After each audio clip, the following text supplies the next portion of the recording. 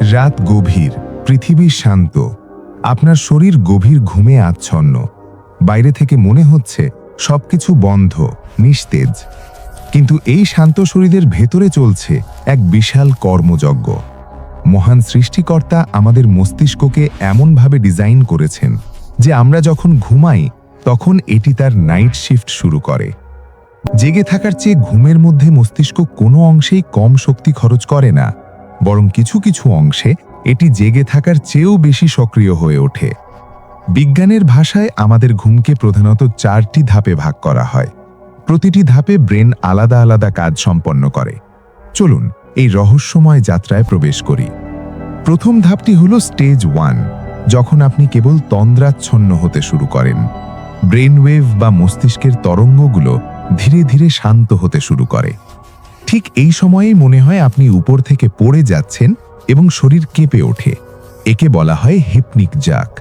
Brain confirm করে নিচ্ছে যে আপনি সত্যি ঘুমিয়েছেন কিনা। এরপর আমরা প্রবেশ করি স্টেজ 2 বা হালকা ঘুমে। এখানে ব্রেন ওয়েভে অদ্ভুত কিছু স্পাইক দেখা যায়, যাদের বলা হয় স্লিপ স্পেন্ডেল। এই স্পেন্ডেলগুলো মূলত নয়েজ ক্যান্সেলেশনের কাজ করে। বাইরের ছোটখাটো শব্দ যাতে আপনার ঘুম না ভাঙাতে পারে, ব্রেন সেগুলোকে ব্লক করে দেয়।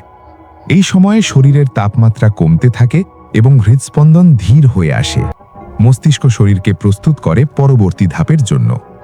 এখন শুরু হয় স্টেজ 3 বা গভীর ঘুম। একে বলা হয় ডেল্টা স্লিপ। এটি হলো সেই সময় যখন ব্রেন তার সবচেয়ে গুরুত্বপূর্ণ কাজগুলো শুরু করে। দিনের বেলা আমাদের মস্তিষ্কের কোষগুলো খুব কাছাকাছি থাকে, কিন্তু গভীর ঘুমে কোষগুলো প্রায় 60% সংকুচিত হয়ে যায়। কেন জানেন? যাতে মাঝখানে ফাঁকা জায়গা তৈরি হয়। এই প্রক্রিয়ার নাম গ্লিমফ্যাটিক সিস্টেম।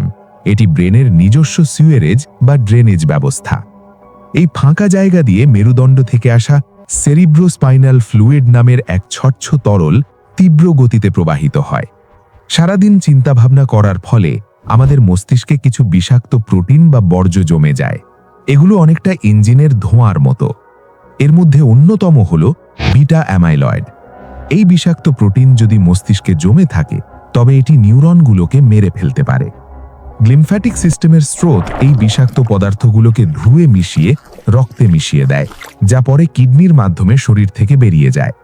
বিজ্ঞানীরা বলছেন যারা নিয়মিত ভালো ঘুম না দেন তাদের এই পরিষ্কার প্রক্রিয়া ব্যাহত হয়, যা ভবিষ্যতে অ্যালজাইমার্স বা স্মৃতিভ্রমের বড় কারণ হতে পারে।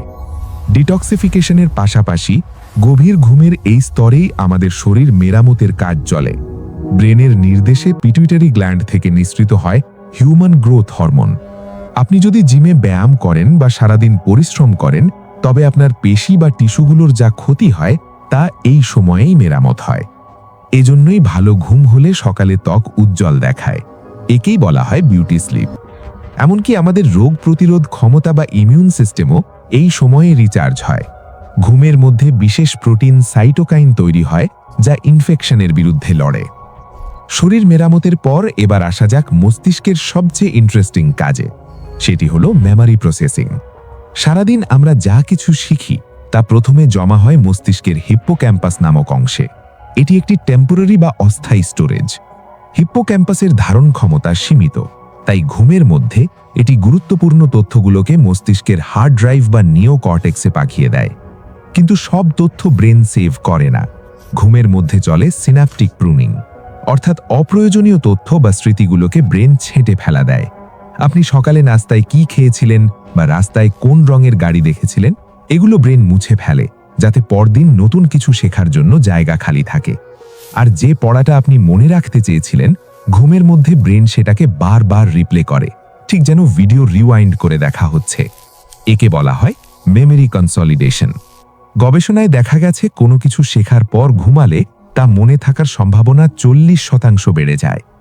ঘুমের শেষ ভাগে শুরু হয় সবচেয়ে রহস্যময় ধাপ, REM বা র্যাপিড আই মুভমেন্ট স্লিপ। অবাক করা বিষয় হলো, এই সময়ে আপনার ব্রেন এতটাই সক্রিয় থাকে যে মনে হয় আপনি জেগে আছেন, কিন্তু শরীর থাকে সম্পূর্ণ নিথর। মহান সৃষ্টিকর্তার এক অসাধারণ সুরক্ষা ব্যবস্থা এটি। ব্রেন স্টেম আমাদের হাত পায়ের পেশিগুলোকে স্থায়ীভাবে প্যারালাইজ করে দেয়, যাতে আপনি স্বপ্নের মধ্যে দৌড়লে বা মারামারি করলে বাস্তবে হাত পা ছুঁড়ে নিজের বা সঙ্গীর ক্ষতি না করেন। এই REM স্লিপেই আমরা স্বপ্ন দেখি। স্বপ্ন হলো আমাদের ইমোশনাল থেরাপি। সারাদিনের উদ্বেগ, ভয় বা মানসিক চাপগুলোকে ব্রেন স্বপ্নের মাধ্যমে প্রসেস করে। এটি আমাদের মানসিক ভারসাম্য বজায় রাখতে সাহায্য করে। অনেক সময় জটিল সমস্যার সমাধান ঘুমের মধ্যে পাওয়া যায়, কারণ ব্রেন তখন লজিকের বাইরে গিয়ে ভিন্নভাবে চিন্তা করতে পারে। ঘুমের সাথে আমাদের ওজন বা ক্ষুধার গভীর সম্পর্ক আছে। কম ঘুমোলে ব্রেন গেরেলিন বা ক্ষুধা বাড়ানোর হরমোন বেশি তৈরি করে। ফলে যারা রাতে জাগেন তাদের কার্বোহাইড্রেট বা মিষ্টি খাওয়ার প্রবল ইচ্ছা জাগে, যা ওজন বাড়ার অন্যতম কারণ। অন্যদিকে ঘুম কম হলে স্ট্রেস হরমোন কর্টিসল বেড়ে যায়। এটি ব্রেনের নতুন কোষ তৈরিতে বাধা দেয় এবং আমাদের খিটখিটে করে তোলে। আপনি যদি টানা কয়েকদিন না ঘুমান, তবে ব্রেন নিজেকে জোর করে শাটডাউন করতে শুরু করে। একে বলা হয় মাইক্রোস্লিপ। এটি গাড়ি চালানোর সময় হলে মারাত্মক দুর্ঘটনা ঘটতে পারে। রাত শেষ হয়ে যখন সকাল হয়, ব্রেন কর্টিসল হরমোনের একটা ছোট বুস্ট রিলিজ করে আমাদের জাগিয়ে তোলে। এটি হলো ন্যাচারাল অ্যালার্ম ক্লক। একটি পরিপূর্ণ ঘুমের পর আপনার ব্রেন এখন টক্সিন মুক্ত, মেমোরি আপডেটেড এবং নতুন দিনের চ্যালেঞ্জ নেওয়ার জন্য সম্পূর্ণ প্রস্তুত। ঘুম শুধু বিশ্রাম নয়, এটি মহান সৃষ্টিকর্তার এক বিশাল নেয়ামত। আল কুরআনে ঘুমকে মৃত্যুর ভাই বলা হয়েছে, যা আমাদের পুনরায় জীবিত হয়ে ওঠার শক্তি দেয়। তাই সুস্থ থাকতে হলে এবং ব্রেনকে সুপার কম্পিউটারের মতো সচল রাখতে হলে প্রতি রাতে 7 থেকে 8 ঘন্টা মানসম্মত ঘুম অনিবার্য। ভালো ঘুমের জন্য শোয়ার 1 ঘন্টা আগে মোবাইল বা ব্লু লাইট থেকে দূরে থাকুন এবং ঘুমানোর ঘরটি আঁধার এবং কিছুটা ঠান্ডা রাখা ব্রেনের জন্য সহায়ক। আমাদের মস্তিষ্কের এই অজানা জগৎ সম্পর্কে জেনে কেমন লাগলো? ভালো লাগলে ভিডিওটিতে লাইক দিন। আপনি গড়ে ক ঘন্টা ঘুমান? কমেন্টে আমাদের জানান। আপনার বন্ধুদের সাথে শেয়ার করে তাদেরও এই গুরুত্বপূর্ণ তথ্যগুলো জানার সুযোগ করে দিন। বিজ্ঞান ও স্বাস্থ্য বিষয়ক এমন আরও ইনডেপথ ভিডিও পেতে আমাদের চ্যানেলটি সাবস্ক্রাইব করে বেল আইকনটি ক্লিক করুন।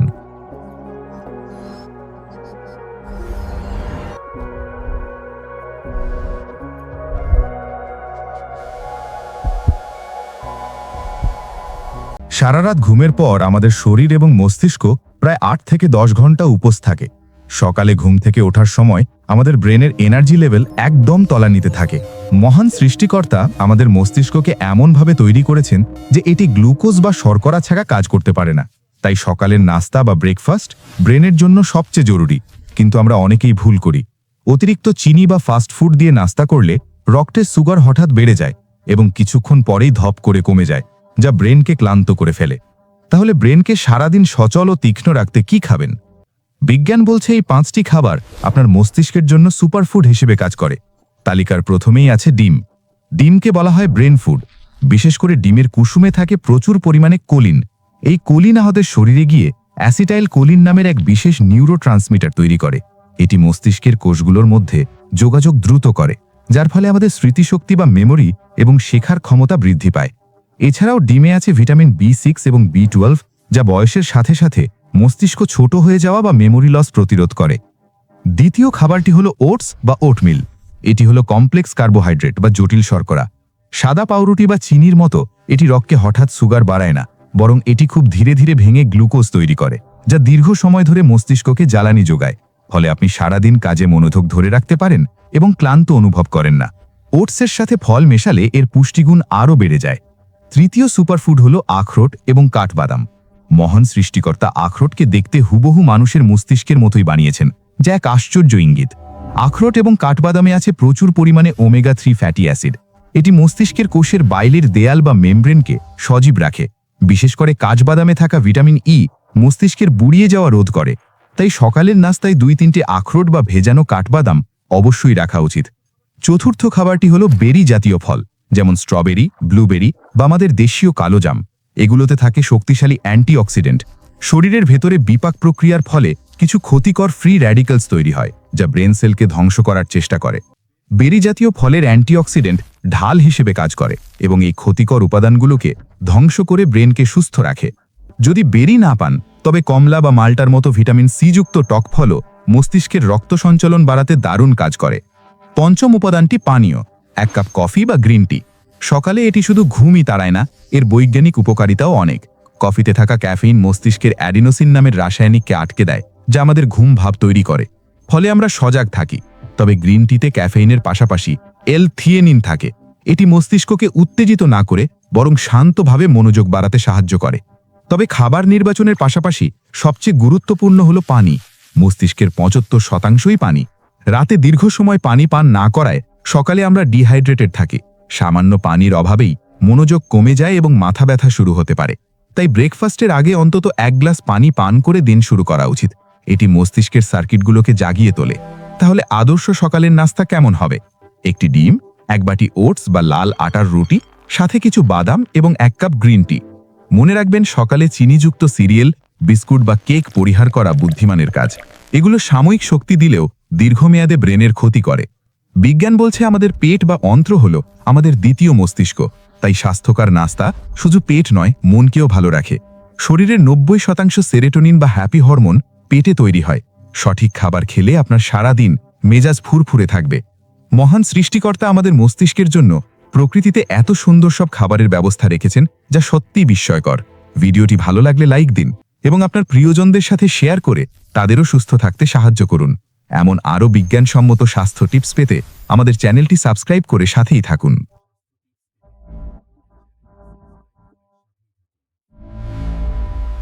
Tuned engine, requiring constant energy input to function.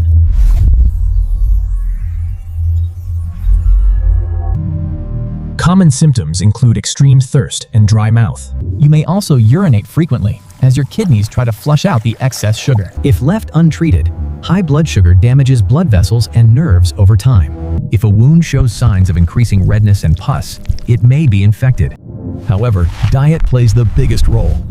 Reducing sugar and regular checkups with your doctor are crucial to monitor your eyes. Live the life you deserve, full of energy and positivity. Find the balance that keeps your inner health glowing. Prevention is better than cure. Eat healthy, stay active, and avoid sugary drinks. Diabetes is one of the most common health conditions in the world. It is essentially a problem with how your body handles energy. The human body is like a finely tuned engine, requiring constant energy input to function. When you eat carbohydrates like bread, rice, or sweets, your body breaks them down into glucose. This glucose enters your bloodstream, raising your blood sugar levels. But it can't just power your cells on its own. Think of your body cells as locked houses. Glucose is knocking on the door, but it cannot get in without a key. That key is called insulin. It is produced by an organ located behind your stomach called the pancreas. When the pancreas detects sugar in your blood, it releases insulin into the bloodstream. Insulin travels to the cells and attaches to the outer wall, unlocking the door. Once unlocked, glucose enters the cell to be used as energy. This lowers the sugar level in your blood. In a healthy body, this system works perfectly to keep blood sugar levels balanced. But in diabetes, this system breaks down. Either you don't have the key, or the lock is broken. Let's start with type 1 diabetes. This is an autoimmune disease. Here, the body's own immune system mistakenly attacks the insulin-producing cells in the pancreas. As a result, the pancreas produces little to no insulin. The keys are missing.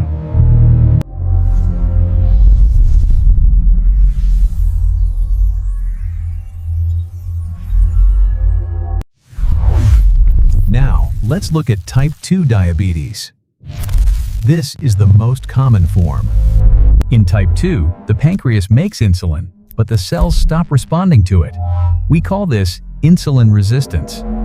It's like having a key, but the lock is jammed. The glucose cannot get in. The pancreas works harder to make more insulin to overcome this resistance, but eventually, it wears out. In both types, the result is the same. Glucose builds up in the blood instead of fueling the cells. This makes the blood thick and syrupy, which is dangerous for your body. Common symptoms include extreme thirst and dry mouth. You may also urinate frequently as your kidneys try to flush out the excess sugar. Since sugar isn't reaching your cells, you feel constantly hungry and extremely tired. If left untreated, high blood sugar damages blood vessels and nerves over time. It can damage the eyes, leading to diabetic retinopathy or even blindness. It overworks the kidneys, potentially leading to kidney failure. It destroys nerves, especially in the feet, causing numbness or tingling.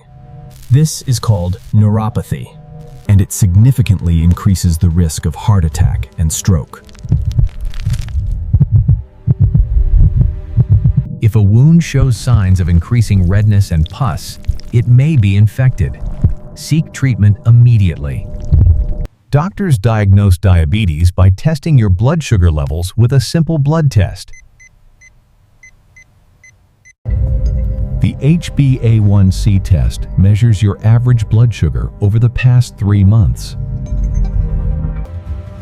For type 1, lifelong insulin injections are necessary to replace what the body cannot make. For type 2, doctors often prescribe oral medications to help the body use insulin better. However, diet plays the biggest role. Reducing sugar and refined carbs is essential. Choose complex carbohydrates like whole grains that release energy slowly. Exercise is a powerful medicine. Active muscles can absorb glucose even without much insulin. Losing excess weight can drastically improve insulin sensitivity, sometimes even reversing type 2 diabetes. Managing stress and getting enough sleep also helps regulate blood sugar hormones. Before developing type 2, many people have pre-diabetes. This is your warning sign to change your lifestyle.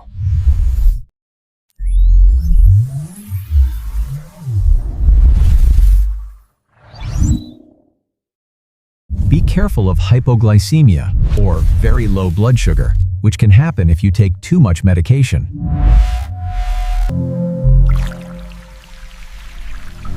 Drinking plenty of water helps your kidneys flush out excess sugar.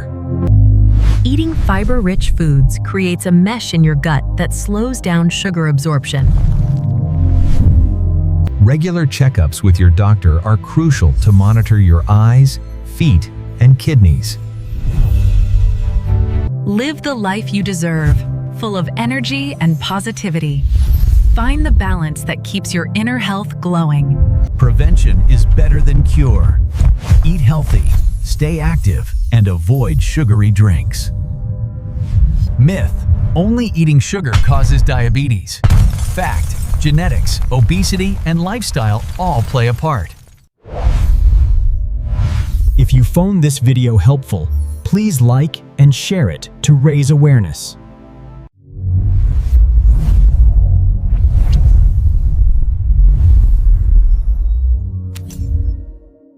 মানব মস্তিষ্ক বা human brain এই মহাবিশ্বের সবচেয়ে জটিল এবং রহস্যময় এক জৈবিক যন্ত্র। এটি আমাদের শরীরের কমান্ড সেন্টার। আপনি যা ভাবছেন, করছেন বা অনুভব করছেন সবকিছু নিয়ন্ত্রণ এখান থেকেই হয়। এর ওজন মাত্র 1.3 থেকে 1.4 কেজি, কিন্তু শরীরের মোট শক্তির 20% এটি একাই খরচ করে। গঠনগতভাবে ব্রেনকে প্রধানত 3টি ভাগে ভাগ করা যায়: সেরিব্রাম, সেরিবেলাম এবং ব্রেন স্টেম। সবচেয়ে বড় অংশটি হলো সেরিব্রাম, আমাদের চিন্তা শক্তি, স্মৃতি এবং আবেগের কেন্দ্র এটি। সেরিব্রাম আবার 2টি ভাগে বিভক্ত: ডান এবং বাম গোলার্ধ বা হেমিস্ফিয়ার। মজার ব্যাপার হলো আমাদের বাম ব্রেন শরীরের ডান পাশকে এবং ডান ব্রেন শরীরের বাম পাশকে নিয়ন্ত্রণ করে। পেছনের নিচের দিকে থাকে ছোট একটি অংশ, যাকে সেরিবেলাম বা ছোট মস্তিষ্ক বলা হয়। এর কাজ হলো আমাদের হাঁটা চলা, ভারসাম্য এবং পেশির সমন্বয় ঠিক রাখা। আর নিচে থাকে ব্রেন স্টেম, যা ব্রেনকে মেরুদণ্ডের সাথে সংযুক্ত করে। এটি আমাদের শ্বাস প্রশ্বাস, হৃদস্পন্দন এবং হজমের মতো স্বয়ংক্রিয় কাজগুলো নিয়ন্ত্রণ করে, যা আমরা নিজেরা করি না। ব্রেনের এই বিশাল কর্মকাণ্ডের মূল কারিগর হলো এক ধরনের বিশেষ কোষ, যার নাম নিউরন। আমাদের মস্তিষ্কে প্রায় ৮৬ বিলিয়ন বা ৮৬০০ কোটি নিউরন থাকে। প্রতিটি নিউরনের একটি বডি, অনেকগুলো ডেনড্রাইট বা শাখা এবং একটি লম্বা লেজ বা অ্যাক্সন থাকে। নিউরনরা একে অপরের সাথে বৈদ্যুতিক সংকেতের মাধ্যমে কথা বলে। এই সংকেত অবিশ্বাস্য দ্রুত গতিতে চলাচল করে, কিন্তু মজার বিষয় হলো একটি নিউরন অন্যটিকে সরাসরি স্পর্শ করে না। মাঝখানে খুব সূক্ষ্ম একটি ফাঁকা জায়গা থাকে, যাকে সিন্যাপস বলে। এই ফাঁকা জায়গায় তথ্য পারাপার হয় নিউরোট্রান্সমিটার নামক এক ধরনের কেমিক্যালের মাধ্যমে। এভাবেই বৈদ্যুতিক সংকেত রাসায়নিক সংকেতে পরিণত হয় এবং পরবর্তী নিউরনে পৌঁছে যায়। এই ট্রিলিয়ন সংযোগ মিলে তৈরি করে একটি বিশাল নেটওয়ার্ক, যা আমাদের চিন্তা ভাবনার ভিত্তি। আমরা যখন খুশি হই বা কোনো পুরস্কার পাই, তখন ডোপামিন নামের নিউরোট্রান্সমিটার নির্গত হয়। আবার আমাদের মেজাজ বা মুড নিয়ন্ত্রণ করে সেরোটোনিন। এর অভাবেই বিষণ্ণতা দেখা দেয়। কাজের সুবিধার্থে ব্রেনকে 4টি লোব বা এলাকায় ভাগ করা হয়েছে। একদম সামনের অংশটি ফ্রন্টাল লোব। এটি সিদ্ধান্ত নেওয়া, প্ল্যানিং এবং ব্যক্তিত্ব নিয়ন্ত্রণের কাজ করে। মাঝখানের প্যারাইটাল লোব স্পর্শ, ব্যথা এবং তাপমাত্রার অনুভূতি বুঝতে সাহায্য করে। একেবারে পেছনের অক্সিপিটাল লোব আমাদের দেখার কাজে বা ভিশন প্রসেসিংয়ে সাহায্য করে। চোখ যা দেখে তা সিগন্যাল আকারে এখানে আসে এবং ব্রেন সেটাকে ছবিতে রূপান্তর করে। কানের পাশে টেম্পোরাল লোব শব্দ শোনা, ভাষা বোঝা এবং স্মৃতির সাথে যুক্ত। স্মৃতির কথা বললেই আসে হিপ্পোক্যাম্পাসের নাম। এটি ব্রেনের হার্ড ড্রাইভের মতো কাজ করে। এখানে স্বল্পমেয়াদী স্মৃতিগুলো জমা হয় এবং পরে তা দীর্ঘমেয়াদী স্মৃতিতে পরিণত হয়। এর পাশেই থাকে অ্যামিগডালা। এটি ভয়, রাগ এবং আবেগের কেন্দ্রবিন্দু। বিপদের সামনে পড়লে এই অ্যামিগডালাই আমাদের ফাইট অর ফ্লাইট মোড চালু করে দেয়। ব্রেনের বাইরের অংশকে গ্রে ম্যাটার বলে, যেখানে প্রসেসিং হয়, আর ভেতরের অংশ হোয়াইট ম্যাটার, যা তারের মতো কাজ করে। আমরা যখন ঘুমাই তখন ব্রেন কিন্তু পুরোপুরি ঘুমায় না, সে তখন নিজেকে পরিষ্কার করে। ঘুমের মধ্যে গ্লিমফ্যাটিক সিস্টেম সক্রিয় হয় এবং ব্রেনের বিষাক্ত বর্জ্য পদার্থ ধুয়ে বের করে দেয়। তাই পর্যাপ্ত ঘুম না হলে ব্রেনে টক্সিন জমে যায়, যা দীর্ঘমেয়াদে স্মৃতিশক্তি নষ্ট করে। ব্রেনের সবচেয়ে দারুণ ক্ষমতা হলো নিউরোপ্লাস্টিসিটি, অর্থাৎ ব্রেন তার নিজের গঠন পরিবর্তন করতে পারে। আপনি যখন নতুন কিছু শেখেন বা প্র্যাকটিস করেন, তখন ব্রেনের কানেকশনগুলো আরও শক্তিশালী হয়। বয়স বাড়ার সাথে সাথে ব্রেনের কিছু কোষ নষ্ট হতে পারে, কিন্তু অ্যাক্টিভ থাকলে নতুন কানেকশন তৈরি হতেই থাকে। ব্রেন সচল রাখতে প্রচুর অক্সিজেন দরকার। মাত্র 5 মিনিট অক্সিজেন না পেলে ব্রেন ড্যামেজ শুরু হয়। রক্তনালী বন্ধ হয়ে অক্সিজেন সরবরাহ না থাকলেই তাকে স্ট্রোক বলা হয়।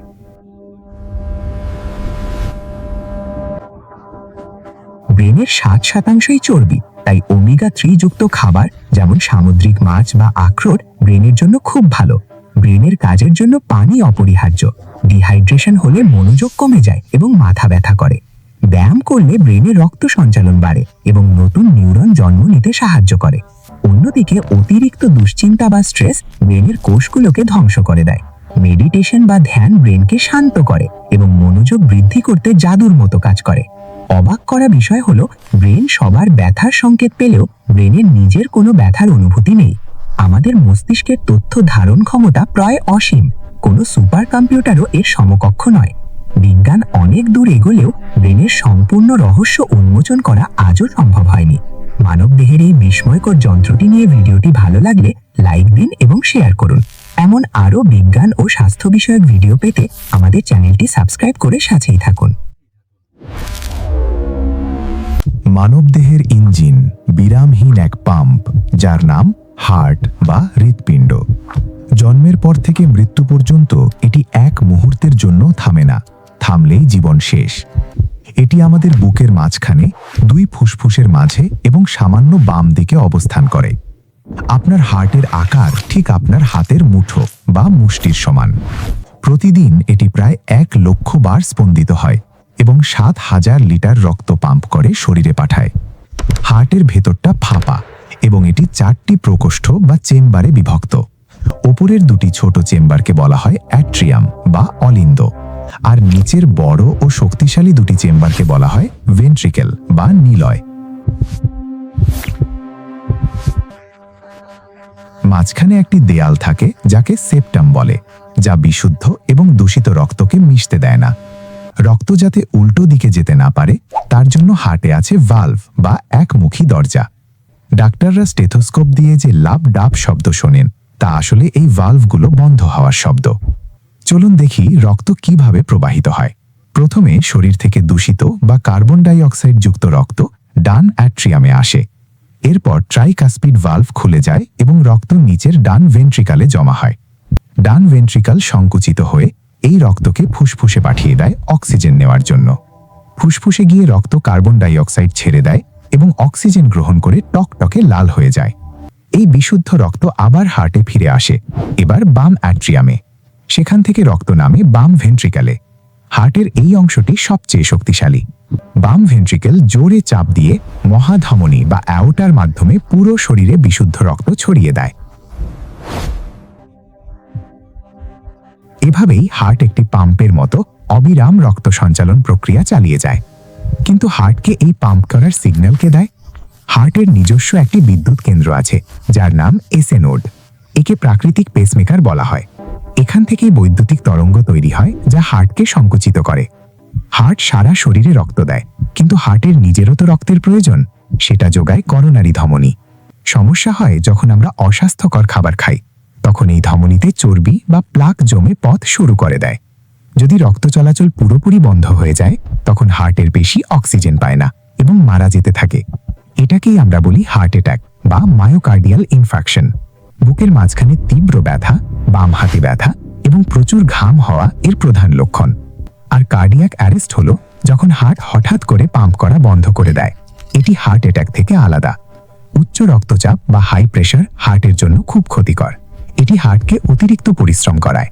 ধূমপান হার্টের সবচেয়ে বড় শত্রু। এটি রক্তনালীকে শক্ত করে দেয় এবং ব্লকেজের ঝুঁকি বাড়ায়।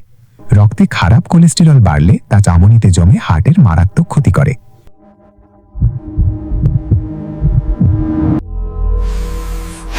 ব্লকেজ দূর করার জন্য অ্যাঞ্জিওপ্লাস্টি বা রিং পরানো হয়, যা রাস্তা আবার খুলে দেয়। আর জটিল ক্ষেত্রে বাইপাস সার্জারি করা হয়, যেখানে রক্ত চলাচলের জন্য নতুন রাস্তা তৈরি করা হয়।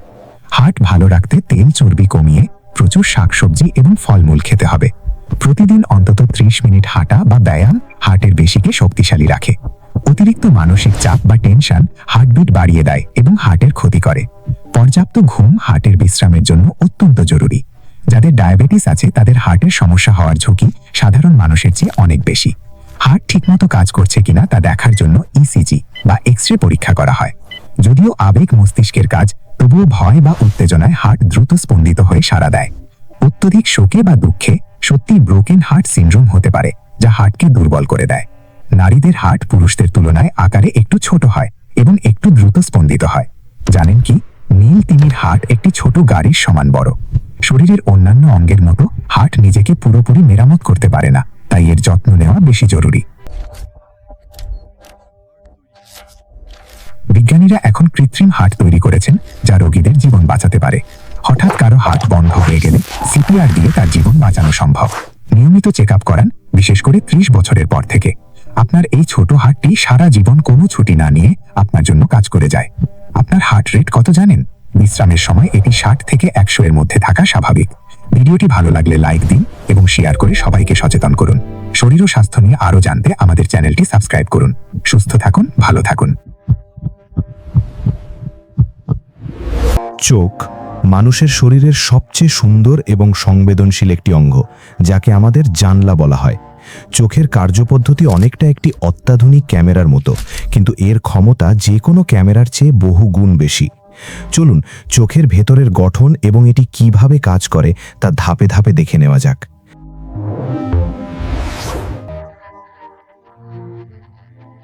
চোখ সুরক্ষিত থাকে আমাদের মাথার খুলির অরবিট বা অক্ষিগোলকের ভেতরে।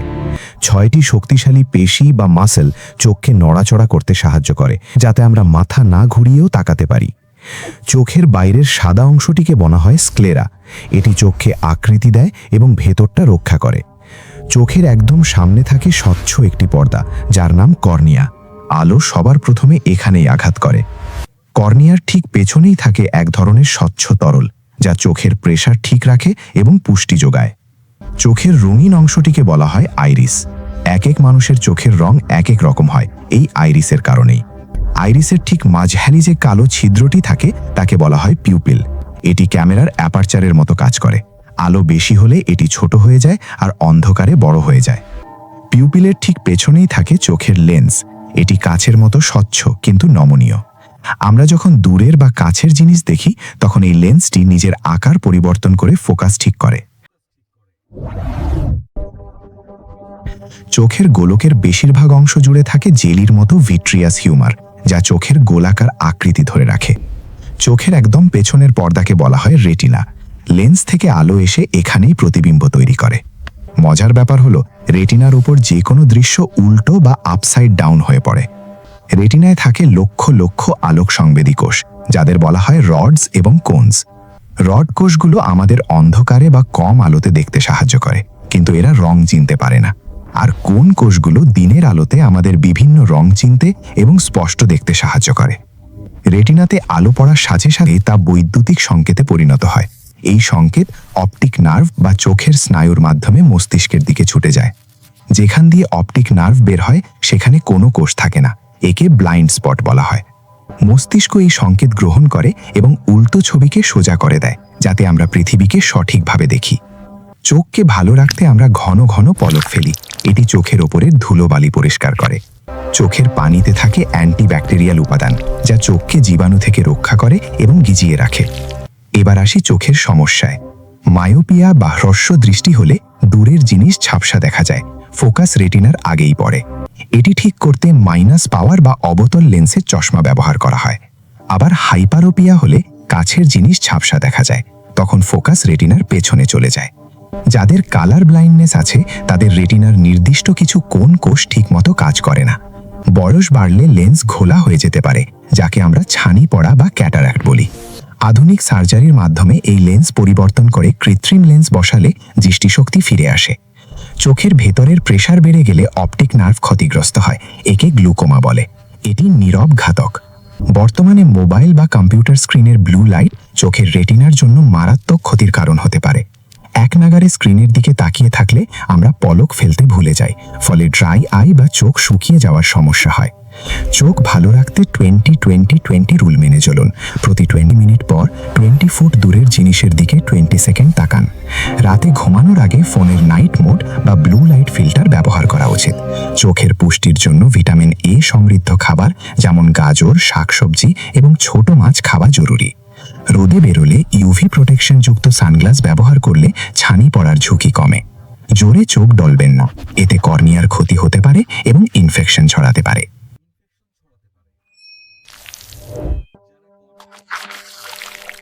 যারা কন্ট্যাক্ট লেন্স পরেন তাদের লেন্সের পরিচ্ছন্নতা বজায় রাখা অত্যন্ত গুরুত্বপূর্ণ। বছরে অন্তত একবার চোখের ডাক্তারের কাছে গিয়ে চেক আপ করানো উচিত। পর্যাপ্ত ঘুম চোখের ক্লান্তি দূর করে এবং হারানো শক্তি ফিরিয়ে আনে। মানব চোখের গঠন এতটাই জটিল যে এটি বিবর্তনের এক অনন্য নিদর্শন। যদি চোখকে ডিজিটাল ক্যামেরার সাথে তুলনা করা হয় তবে এর রেজলিউশন হবে প্রায় 576 মেগাপিক্সেল। আসলে আমরা চোখ দিয়ে দেখি না, আমরা দেখি ব্রেন দিয়ে। চোখ তো শুধু মাধ্যম মাত্র। দৃষ্টিশক্তি মহান সৃষ্টিকর্তার এক অমূল্য উপহার। এটি হালেই বোঝা যায় এর মূল্য কত। সংক্ষেপে, আলো ঢোকে, লেন্সে ফোকাস হয়, রেটিনায় ছবি হয় এবং ব্রেন তা প্রসেস করে। আপনার কি চোখে চশমা আছে? থাকলে পাওয়ার কত কমেন্টে আমাদের জানান। ভিডিওটি ভালো লাগলে লাইক দিন এবং বন্ধুদের সাথে শেয়ার করে চোখের যত্ন নিতে উৎসাহিত করুন। এমন আরও তথ্যবহুল ভিডিও দেখতে আমাদের চ্যানেলটি সাবস্ক্রাইব করে বেল আইকনটি টিপে দিন। ধন্যবাদ। কিডনি পাথর বা কিডনি স্টোন বর্তমানে খুব সাধারণ একটি সমস্যা। কিন্তু এই পাথর আসলে কিভাবে তৈরি হয়? আমাদের মেরুদণ্ডের দুই পাশে পেটির পেছনের দিকে শিমের বিচির মতো দেখতে দুটি অঙ্গ থাকে। এগুলোই কিডনি। কিডনির প্রধান কাজ হল রক্ত থেকে বর্জ্য পদার্থ এবং অতিরিক্ত পানি ছেঁকে বের করে দেওয়া। এই বর্জ্য এবং পানি মিশেই তৈরি হয় প্রস্রাব বা ইউরিন, যা নালী দিয়ে মূত্রথলিতে জমা হয়। সাধারণত প্রস্রাবে ক্যালসিয়াম, অক্সালেট এবং ইউরিক অ্যাসিডের মতো মিনারেল থাকে, যা তরল অবস্থায় থাকে। কিন্তু আমরা যখন পর্যাপ্ত পানি পান করি না তখন প্রস্রাব ঘন হয়ে যায় এবং এই মিনারেলগুলো আর গলে থাকতে পারে না। তখন এই কণাগুলো একে অপরের সাথে জোড়া লেগে ক্রিস্টাল বা দানা তৈরি করতে শুরু করে। সময়ের সাথে সাথে আরও নতুন কণা এসে জমা হয় এবং ছোট দানাটি ধীরে ধীরে পাথরের রূপ নেয়। বেশিরভাগ কিডনি পাথরই হল ক্যালসিয়াম অক্সালেট পাথর। এটি দেখতে সাদাটে এবং অমসৃণ হয়। যারা প্রোটিন বেশি খান বা পানি কম খান তাদের ইউরিক অ্যাসিড স্টোনও হতে পারে। ইনফেকশনের কারণে কখনো কখনো স্ট্রুভাইট নামের বড় আকারের পাথরও তৈরি হতে পারে। পাথর যখন কিডনির ভেতরে চুপচাপ বসে থাকে তখন কোনো ব্যথা অনুভূত হয় না, আমরা টেরও পাই না। সমস্যা শুরু হয় যখন পাথরটি তার জায়গা থেকে নড়ে প্রস্রাবের নালী বা ইউরেটারের দিকে এগোতে থাকে। কিডনি থেকে বের হওয়ার এই নালীটি খুবই সরু। ছোট পাথর হলে তা সহজেই বেরিয়ে যায়, কিন্তু পাথরটি একটু বড় হলেই তা নালীতে আটকে যায় এবং প্রস্রাবের প্রবাহ বন্ধ করে দেয়। এর ফলে কিডনিতে চাপ বাড়ে এবং কিডনি ফুলে ওঠে, যাকে হাইড্রোনেফ্রোসিস বলা হয়। ঠিক এই সময়েই শুরু হয় অসহ্য যন্ত্রণা। এই ব্যথাকে রেনাল কলিক বলা হয়, যা প্রসব বেদনার চেয়েও তীব্র হতে পারে। ব্যথাটি পিঠের নিচ থেকে শুরু হয়ে পেটের সামনের দিকে এবং কুচকির দিকে ছড়িয়ে পড়ে। রোগী কোনোভাবেই স্থির হয়ে বসে থাকতে পারেন না, ব্যথায় ছটফট করতে থাকেন। পাথরের ঘষায় নালীর ভেতর ক্ষত তৈরি হয়, ফলে প্রস্রাবের সাথে রক্ত আসতে পারে। প্রচণ্ড ব্যথার সাথে বমি বমি ভাব বা বমি হওয়া খুব সাধারণ লক্ষণ। প্রস্রাব আটকে থাকার কারণে সেখানে জীবাণুর সংক্রমণ বা ইনফেকশন হওয়ার ঝুঁকি থাকে। যদি ব্যথার সাথে জ্বর এবং কাঁপুনি আসে তবে বুঝতে হবে অবস্থা গুরুতর এবং দ্রুত ডাক্তার দেখানো জরুরি। ডাক্তাররা সাধারণত আল্ট্রাসোনোগ্রাম বা সিটি স্ক্যানের মাধ্যমে পাথরের অবস্থান এবং আকার নির্ণয় করেন। পাথরের আকারের উপর নির্ভর করে চিকিৎসা পদ্ধতি ঠিক করা হয়। 5 মিলিমিটারের ছোট পাথর সাধারণত একা একাই বেরিয়ে যায়। এক্ষেত্রে ডাক্তার প্রচুর পানি পান করার পরামর্শ দেন যাতে প্রস্রাবের চাপে পাথরটি বেরিয়ে আসে। কিছু ওষুধ দেওয়া হয় যা নালীকে শিথিল বা চওড়া করতে সাহায্য করে, ফলে পাথর বের হওয়া সহজ হয়। কিন্তু পাথর যদি বড় হয় বা আটকে গিয়ে কিডনির ক্ষতি করে তখন উন্নত চিকিৎসার প্রয়োজন হয়।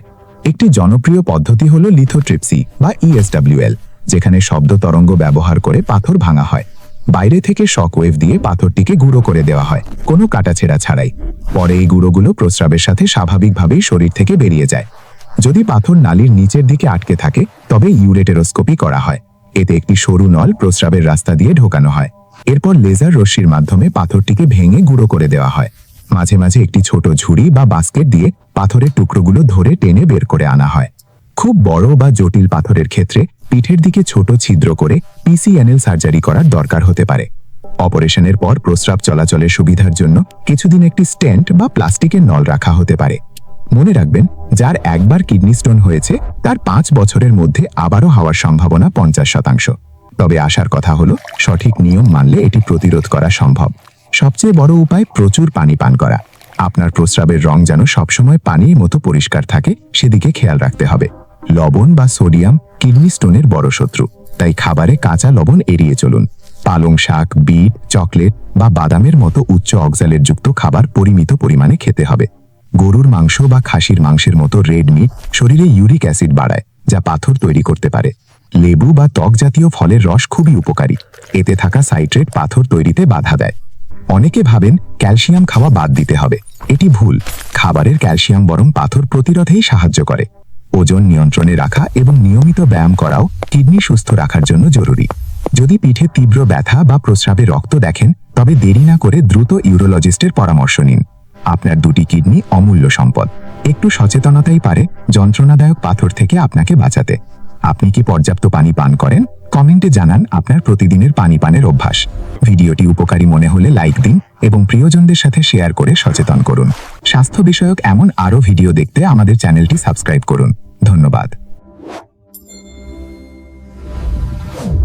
দাঁতের ব্যথা আমাদের জীবনের অন্যতম অসহ্য যন্ত্রণা, আর এই ব্যথা দূর করার নামই হল রুট ক্যানেল ট্রিটমেন্ট। এটি বোঝার জন্য আগে দাঁতের গঠন বুঝতে হবে। দাঁতের একদম ভেতরে থাকে পাল্প বা মজ্জা, যেখানে নার্ভ এবং রক্তনালী থাকে। যখন আমরা দাঁতের যত্ন নেই না তখন ব্যাকটেরিয়ার আক্রমণে দাঁতে ক্যাভিটি বা গর্ত তৈরি হয়। এই গর্ত গভীর হতে হতে যখন ভেতরের পাল্প বা নার্ভে পৌঁছে যায় তখনই ইনফেকশন শুরু হয়। নার্ভ আক্রান্ত হলেই আমরা তীব্র ব্যথা বা শিরশিরানি অনুভব করি। ঠান্ডা বা গরম কিছু খেলেই ব্যথা বাড়ে। চিকিৎসা না করালে ইনফেকশন দাঁতের গোড়া দিয়ে হাড়ে ছড়িয়ে পড়ে এবং পুঁজ জমে অ্যাবসেস তৈরি করে। এই অবস্থায় দাঁতটি না তুলে বাঁচিয়ে রাখার একমাত্র উপায় হল রুট ক্যানেল।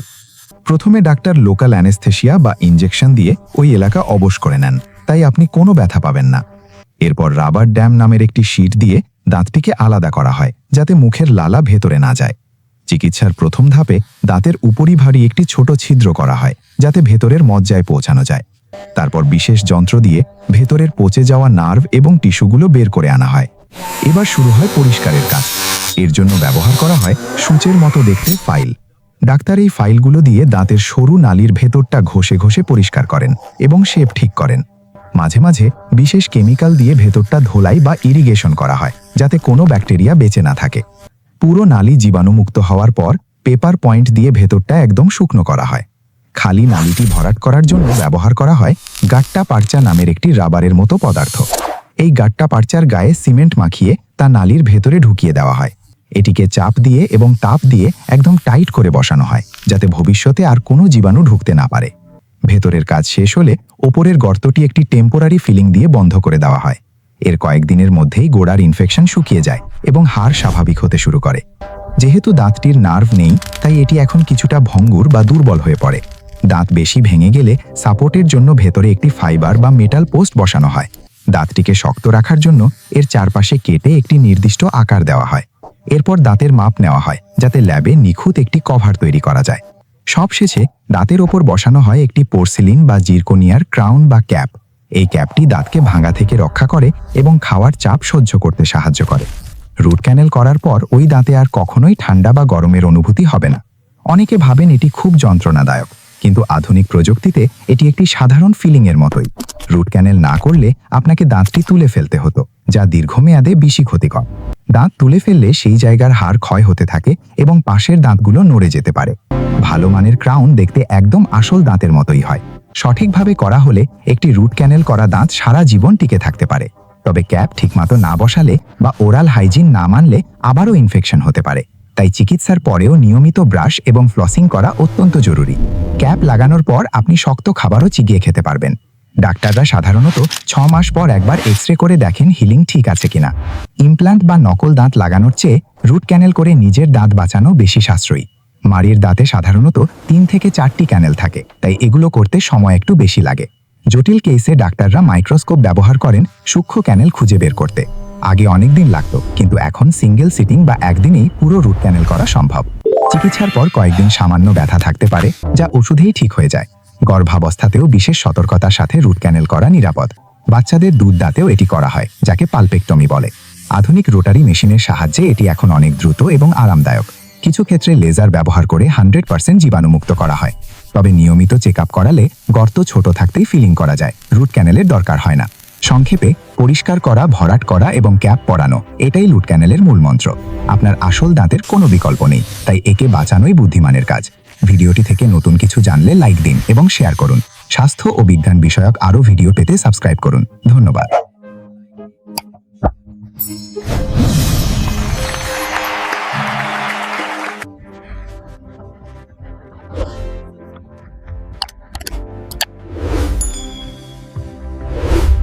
আমাদের শরীরে তাপমাত্রা বাড়লে আমরা ভয় পেয়ে যাই। আমরা ভাবি জ্বর বুঝি ভয়ানক কোনো রোগ, কিন্তু চিকিৎসাবিজ্ঞান বলছে ভিন্ন কথা। জ্বর আসলে কোনো রোগ নয়, এটি আপনার শরীরের এক শক্তিশালী সুরক্ষা ব্যবস্থা বা ডিফেন্স মেকানিজম। জ্বর হলো একটি সংকেত। এটি জানিয়ে দেয় যে আপনার শরীরের ভেতরে কোনো শত্রু প্রবেশ করেছে এবং আপনার শরীর তার বিরুদ্ধে যুদ্ধ ঘোষণা করেছে। সুস্থ অবস্থায় আমাদের শরীরের তাপমাত্রা থাকে 98.6 ডিগ্রি ফ্যারেনহাইট বা 37 ডিগ্রি সেলসিয়াস। এই তাপমাত্রা নিয়ন্ত্রণ করে মস্তিষ্কের একটি ছোট অংশ, যার নাম হাইপোথ্যালামাস। এটিকে শরীরের থার্মোস্ট্যাট বা এসির রিমোট বলা যেতে পারে। হাইপোথ্যালামাস সবসময় তাপমাত্রা 37 ডিগ্রিতে ফিক্স করে রাখে, যাতে আমাদের এনজাইম এবং কোষগুলো ঠিকঠাক কাজ করতে পারে। কিন্তু যখন কোনো ভাইরাস বা ব্যাকটেরিয়া আমাদের শরীরে প্রবেশ করে, তখন তারা বংশবৃদ্ধি শুরু করে এবং বিষাক্ত পদার্থ ছড়ায়। আমাদের রক্তের পাহারাদার বা শ্বেত রক্তকণিকাগুলো এই শত্রুদের চিনে ফেলে এবং তখনই শুরু হয় আসল লড়াই। শ্বেত রক্তকণিকাগুলো পাইরোজেন নামক এক ধরনের কেমিক্যাল রিলিজ করে। এটি হলো যুদ্ধের সাইরেন বা অ্যালার্ম। এই পাইরোজেন রক্তের মাধ্যমে সোজা মস্তিষ্কের হাইপোথ্যালামাসে পৌঁছে যায় এবং রিপোর্ট করে যে, বস, আমরা আক্রান্ত হয়েছি। এই খবর পাওয়ার সাথে সাথে হাইপোথ্যালামাস প্রোস্টাগ্ল্যান্ডিন নামক এক বিশেষ কেমিক্যাল তৈরি করে। এই কেমিক্যালটি হাইপোথ্যালামাসকে নির্দেশ দেয় শরীরের তাপমাত্রা বাড়িয়ে দিতে। সে তখন সেটিং 98 থেকে বাড়িয়ে 101 বা 102 করে দেয়। কিন্তু কেন? কারণ ভাইরাস এবং ব্যাকটেরিয়া সাধারণ তাপমাত্রায় খুব দ্রুত বংশবৃদ্ধি করে, কিন্তু উচ্চ তাপমাত্রায় তারা দুর্বল হয়ে পড়ে। এটি শরীরের একটি মাস্টার প্ল্যান। শত্রুকে দুর্বল করার জন্যই শরীর নিজেকে গরম করে তোলে। একেই আমরা জ্বর বলি। এখানে একটি অদ্ভুত ব্যাপার ঘটে। শরীরের তাপমাত্রা বাড়ছে, অথচ জ্বরের শুরুতে আপনার খুব শীত করে এবং কাঁপুনি দেয়। কেন জানেন? কারণ হাইপোথ্যালামাস টার্গেট সেট করেছে 102 ডিগ্রি, কিন্তু শরীরের তাপমাত্রা তখনও 98। তাই ব্রেন মনে করে আপনি ঠান্ডায় আছেন। তাপমাত্রা দ্রুত বাড়ানোর জন্য ব্রেন পেশিগুলোকে কাঁপানোর নির্দেশ দেয়। পেশির এই ঘর্ষণের ফলে শরীরে প্রচুর তাপ উৎপন্ন হয়। একই সাথে ত্বকের রক্তনালীগুলো সংকুচিত হয়ে যায়, যাতে শরীরের তাপ বাইরে বেরিয়ে যেতে না পারে। এই জন্যই জ্বরের সময় হাত পা ঠান্ডা মনে হয়। যখন শরীরের তাপমাত্রা হাইপোথ্যালামাসের সেট করা পয়েন্টে পৌঁছে যায়, তখন কাঁপুনি বন্ধ হয় এবং আপনি অনুভব করেন যে আপনার গা পুড়ে যাচ্ছে। এই বাড়তি তাপে শুধু জীবাণুই দুর্বল হয় না, বরং আমাদের ইমিউন সিস্টেম সুপারচার্জড হয়ে যায়। উচ্চ তাপমাত্রায় শ্বেত রক্তকণিকাগুলো রক্তনালীর ভেতর দিয়ে আরও দ্রুত চলাফেরা করতে পারে এবং সংক্রমণের জায়গায় পৌঁছাতে পারে। জীবাণুকে খেয়ে ফেলা বা ধ্বংস করার ক্ষমতা জ্বরের সময় কয়েক গুণ বেড়ে যায়। আরেকটি মজার ব্যাপার ঘটে। ব্যাকটেরিয়ার বংশবৃদ্ধির জন্য আয়রন বা লৌহ প্রয়োজন। জ্বরের সময় লিভার শরীর থেকে আয়রন লুকিয়ে ফেলে, যাতে ব্যাকটেরিয়া না পায়। ভাইরাসদের ক্ষেত্রেও একই কথা। উচ্চ তাপমাত্রায় তাদের প্রজনন বা রেপ্লিকেশন এনজাইমগুলো কাজ করা বন্ধ করে দেয়। তাই চিকিৎসকরা বলেন, জ্বর 100 বা 101 ডিগ্রি ফ্যারেনহাইট পর্যন্ত হলে ওষুধ খেয়ে তা কমানোর চেষ্টা না করাই ভালো, কারণ এটি আপনার শরীরকে জীবাণুর বিরুদ্ধে যুদ্ধ করতে সাহায্য করছে। জ্বর কমিয়ে দিলে আপনি আসলে শত্রুরই সুবিধা করে দিচ্ছেন। যখন ইমিউন সিস্টেম যুদ্ধে জিতে যায় এবং জীবাণুর সংখ্যা কমে আসে, তখন পাইরোজেন রিলিজ হওয়া বন্ধ হয়ে যায়। হাইপোথ্যালামাস বুঝতে পারে বিপদ কেটে গেছে। তখন সে শরীরের থার্মোস্ট্যাট আবার স্বাভাবিক 37 ডিগ্রিতে নামিয়ে আনে। এখন শরীরকে দ্রুত ঠান্ডা করতে হবে, তাই ব্রেন ঘামানোর নির্দেশ দেয়। একে আমরা বলি জ্বর ছাড়া। রক্তনালীগুলো প্রসারিত হয় এবং শরীর থেকে তাপ বেরিয়ে যায়। ঘাম দিয়ে জ্বর ছাড়া মানে হলো যুদ্ধ শেষ, আমরা জিতেছি। তবে সব জ্বরই কিন্তু ভালো নয়। তাপমাত্রা যদি 104 বা 105 ডিগ্রির উপরে চলে যায়, তখনটা বিপজ্জনক হতে পারে। অতিরিক্ত তাপে আমাদের শরীরের নিজস্ব প্রোটিন এবং এনজাইমগুলো নষ্ট হয়ে যেতে পারে, অনেকটা ডিম সেদ্ধ হয়ে শক্ত হয়ে যাওয়ার মতো। একে বলা হয় হাইপারপাইরেক্সিয়া। এটি মস্তিষ্কের স্থায়ী ক্ষতি করতে পারে এবং খিঁচুনি বা সিজার তৈরি করতে পারে। ঠিক তখনই প্যারাসিটামল জাতীয় ওষুধের প্রয়োজন হয়। এই ওষুধগুলো হাইপোথ্যালামাসকে সিগন্যাল পাঠানো বন্ধ করে দেয়। জ্বরের সময় আরেকটি গুরুত্বপূর্ণ বিষয় হলো পানি। শরীরের তাপমাত্রা বাড়লে প্রচুর পানি বাষ্প হয়ে বেরিয়ে যায়। তাই জ্বরের রোগীকে প্রচুর পানি, ডাবের পানি বা স্যুপ খাওয়াতে হয়, যাতে ডিহাইড্রেশন না হয়। জ্বরের সময় কেন এত দুর্বল লাগে? কারণ শরীর তার সমস্ত শক্তি জীবাণুর বিরুদ্ধে যুদ্ধে লাগিয়ে দেয়। পেশি বা অন্য কাজের জন্য শক্তি অবশিষ্ট থাকে না। তাই জ্বরের সময় বিশ্রাম নেওয়া সবচেয়ে জরুরি। আপনি যত বিশ্রাম নেবেন, আপনার শরীর তত তাড়াতাড়ি সুস্থ হবে। জ্বরের ধরন দেখে ডাক্তাররা রোগ নির্ণয় করেন। ডেঙ্গু, ম্যালেরিয়া বা টাইফয়েডের জ্বরের প্যাটার্ন আলাদা আলাদা হয়। শিশুদের ক্ষেত্রে জ্বর আরও দ্রুত বাড়ে, কারণ তাদের মেটাবলিজম রেট বেশি, তবে তারা সুস্থও হয় দ্রুত। অনেকেই জ্বরের রোগীকে কাঁথা কম্বল দিয়ে মুড়িয়ে রাখেন। এটি ভুল। এতে তাপমাত্রা আরও বেড়ে গিয়ে বিকট হতে পারে। বরং স্বাভাবিক তাপমাত্রার পানিতে তোয়ালে ভিজিয়ে শরীর মুছে দিলে বাষ্পীভবনের মাধ্যমে তাপ দ্রুত কমে আসে। ব্যথানাশক ওষুধগুলো মূলত প্রোস্টাগ্ল্যান্ডিন তৈরির এনজাইমকে ব্লক করে দেয়, ফলে ব্রেন তাপমাত্রা কমানোর নির্দেশ পায়। জ্বরের সময় রুচি চলে যায়, কারণ শরীর হজমে শক্তি ব্যয় করতে চায় না। তাই জোর করে না খাইয়ে হালকা সহজ পাচ্য খাবার দেওয়া উচিত।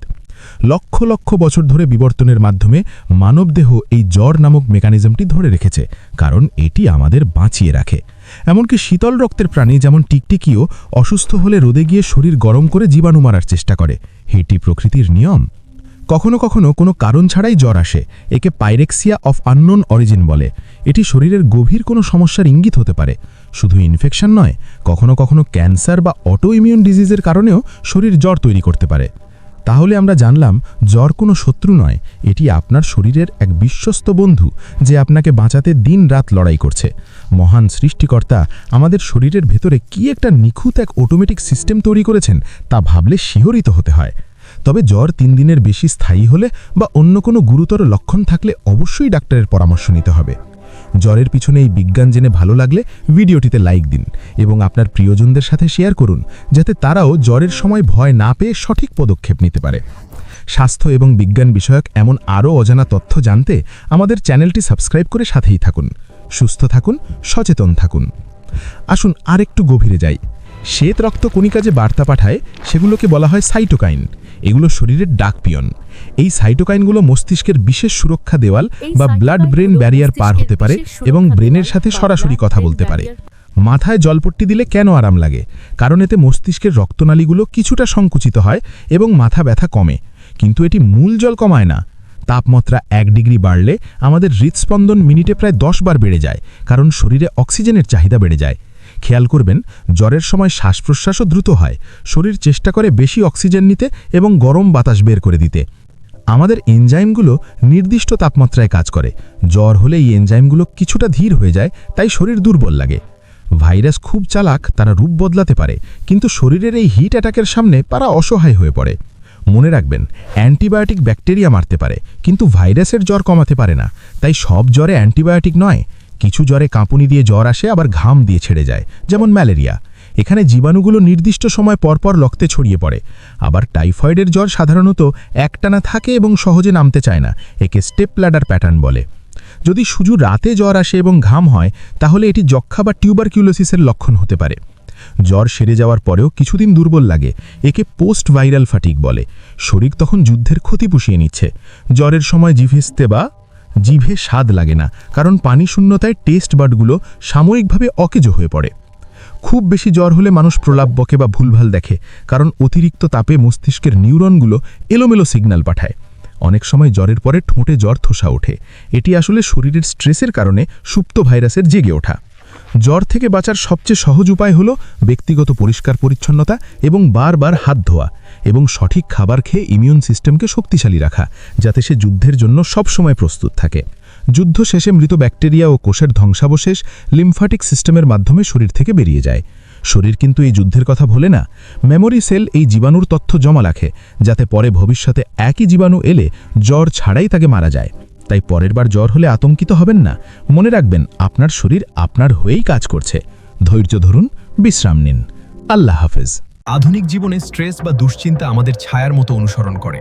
কাজের চাপ, সংসারের চিন্তা কিংবা ভবিষ্যতের ভয়, আমরা সারাক্ষণ দৌড়াচ্ছি। কিন্তু আপনি কি জানেন, এই অতিরিক্ত চিন্তা শুধু আপনার মন খারাপ করে না, এটি আক্ষরিক অর্থেই আপনার মস্তিষ্ককে ভেতর থেকে ধ্বংস করে দিচ্ছে। সব স্ট্রেস খারাপ নয়। সাময়িক স্ট্রেস বা ফাইট অর ফ্লাইট রেসপন্স আমাদের বিপদ থেকে বাঁচায়, কিন্তু সমস্যা হয় যখন স্ট্রেস দীর্ঘস্থায়ী বা ক্রনিক হয়ে যায়। আপনি যখন চিন্তায় থাকেন, তখন মস্তিষ্কের HPA অ্যাক্সিস সক্রিয় হয়ে ওঠে। এটি কিডনির উপর থাকা অ্যাড্রিনাল গ্ল্যান্ডকে একটি আর্জেন্ট মেসেজ পাঠায়। অ্যাড্রিনাল গ্ল্যান্ড তখন কর্টিসল নামক স্ট্রেস হরমোন রক্তে ভাসিয়ে দেয়। এই কর্টিসল হলো মস্তিষ্কের প্রধান শত্রু। অতিরিক্ত কর্টিসল রক্তের মাধ্যমে মস্তিষ্কে প্রবেশ করে। অল্প কর্টিসল আমাদের সজাগ রাখে, কিন্তু বেশি কর্টিসল মস্তিষ্কের জন্য বিষ বা অ্যাসিডের মতো কাজ করে। স্ট্রেসের প্রথম আঘাত লাগে অ্যামিগডালাতে। এটি আমাদের ভয়ের কেন্দ্র। অতিরিক্ত চিন্তায় অ্যামিগডালা আকারে বড় হয়ে যায়। ফলে আপনি সবসময় আতঙ্কে থাকেন। ছোটখাটো বিষয়েও বুক ধড়ফড় করে এবং মেজাজ খিটখিটে হয়ে যায়। ব্রেন সবসময় মনে করে আপনি বিপদে আছেন। অ্যামিগডালা বড় হওয়াও তার পাশের হিপ্পোক্যাম্পাস কিন্তু ছোট হয়ে যায়। হিপ্পোক্যাম্পাস আমাদের স্মৃতি ও শিক্ষার কেন্দ্র। অতিরিক্ত কর্টিসল হিপ্পোক্যাম্পাসের নিউরনগুলোকে মেরে ফেলে। ফলে আপনি প্রায় ভুলে যান কোথায় চাবি রেখেছেন বা কি কাজ করতে চেয়েছিলেন। এরপর ক্ষতিগ্রস্ত হয় প্রিফ্রন্টাল কর্টেক্স। এটি মস্তিষ্কের সিইও। সিদ্ধান্ত নেওয়া, আবেগ নিয়ন্ত্রণ এবং মনোযোগ দেওয়া এর কাজ। স্ট্রেস এই অংশের কানেকশন দুর্বল করে দেয়। ফলে আপনি আবেগের উপর নিয়ন্ত্রণ হারিয়ে ফেলেন, হুটহাট রেগে যান এবং সঠিক সিদ্ধান্ত নিতে পারেন না। বিজ্ঞানীরা MRI স্ক্যানে দেখেছেন, যারা দীর্ঘদিন ডিপ্রেশন বা স্ট্রেসে ভোগেন, তাদের মস্তিষ্কের আকার আক্ষরিক অর্থেই সংকুচিত হয়ে যায়। আমাদের মস্তিষ্ক সবসময় নিজেকে নতুন করে গড়ে তোলে, যাকে নিউরোপ্লাস্টিসিটি বলে। কিন্তু কর্টিসল এই মেরামতের কাজ পুরোপুরি বন্ধ করে দেয়। এমনকি স্ট্রেস স্টেম সেলগুলোকে নতুন নিউরন হতে বাধা দেয়। ফলে মস্তিষ্কের রিজার্ভ কমে যায়। নিউরন তৈরির বদলে স্ট্রেস অতিরিক্ত হোয়াইট ম্যাটার তৈরি করে। এতে মস্তিষ্কের নমনীয়তা কমে যায় এবং ব্রেন রিজিড হয়ে পড়ে। এটি একটি ভয়ঙ্কর চক্র। স্ট্রেস ব্রেন ড্যামেজ করে, আর ড্যামেজড ব্রেন স্ট্রেস হ্যান্ডেল করতে পারে না। ফলে আরও বেশি স্ট্রেস তৈরি হয়। দীর্ঘদিনের দুশ্চিন্তা ব্লাড ব্রেন ব্যারিয়ারকে ফুটো করে দেয়। ফলে রক্ত থেকে ক্ষতিকর টক্সিন এবং জীবাণু সরাসরি ব্রেনে ঢুকে পড়ে। এর ফলে মস্তিষ্কে প্রদাহ বা ইনফ্ল্যামেশন তৈরি হয়। একে ব্রেন অন ফায়ার বলা যেতে পারে, যা ডিপ্রেশনের অন্যতম প্রধান কারণ। অবিশ্বাস্য হলেও সত্য, আপনার অতিরিক্ত চিন্তা আপনার ডিএনএতে পরিবর্তন আনতে পারে। একে এপিজেনেটিক্স বলে। গবেষণায় দেখা গেছে, গর্ভাবস্থায় মায়ের অতিরিক্ত স্ট্রেস সন্তানের মস্তিষ্কের গঠনও পরিবর্তন করে দিতে পারে।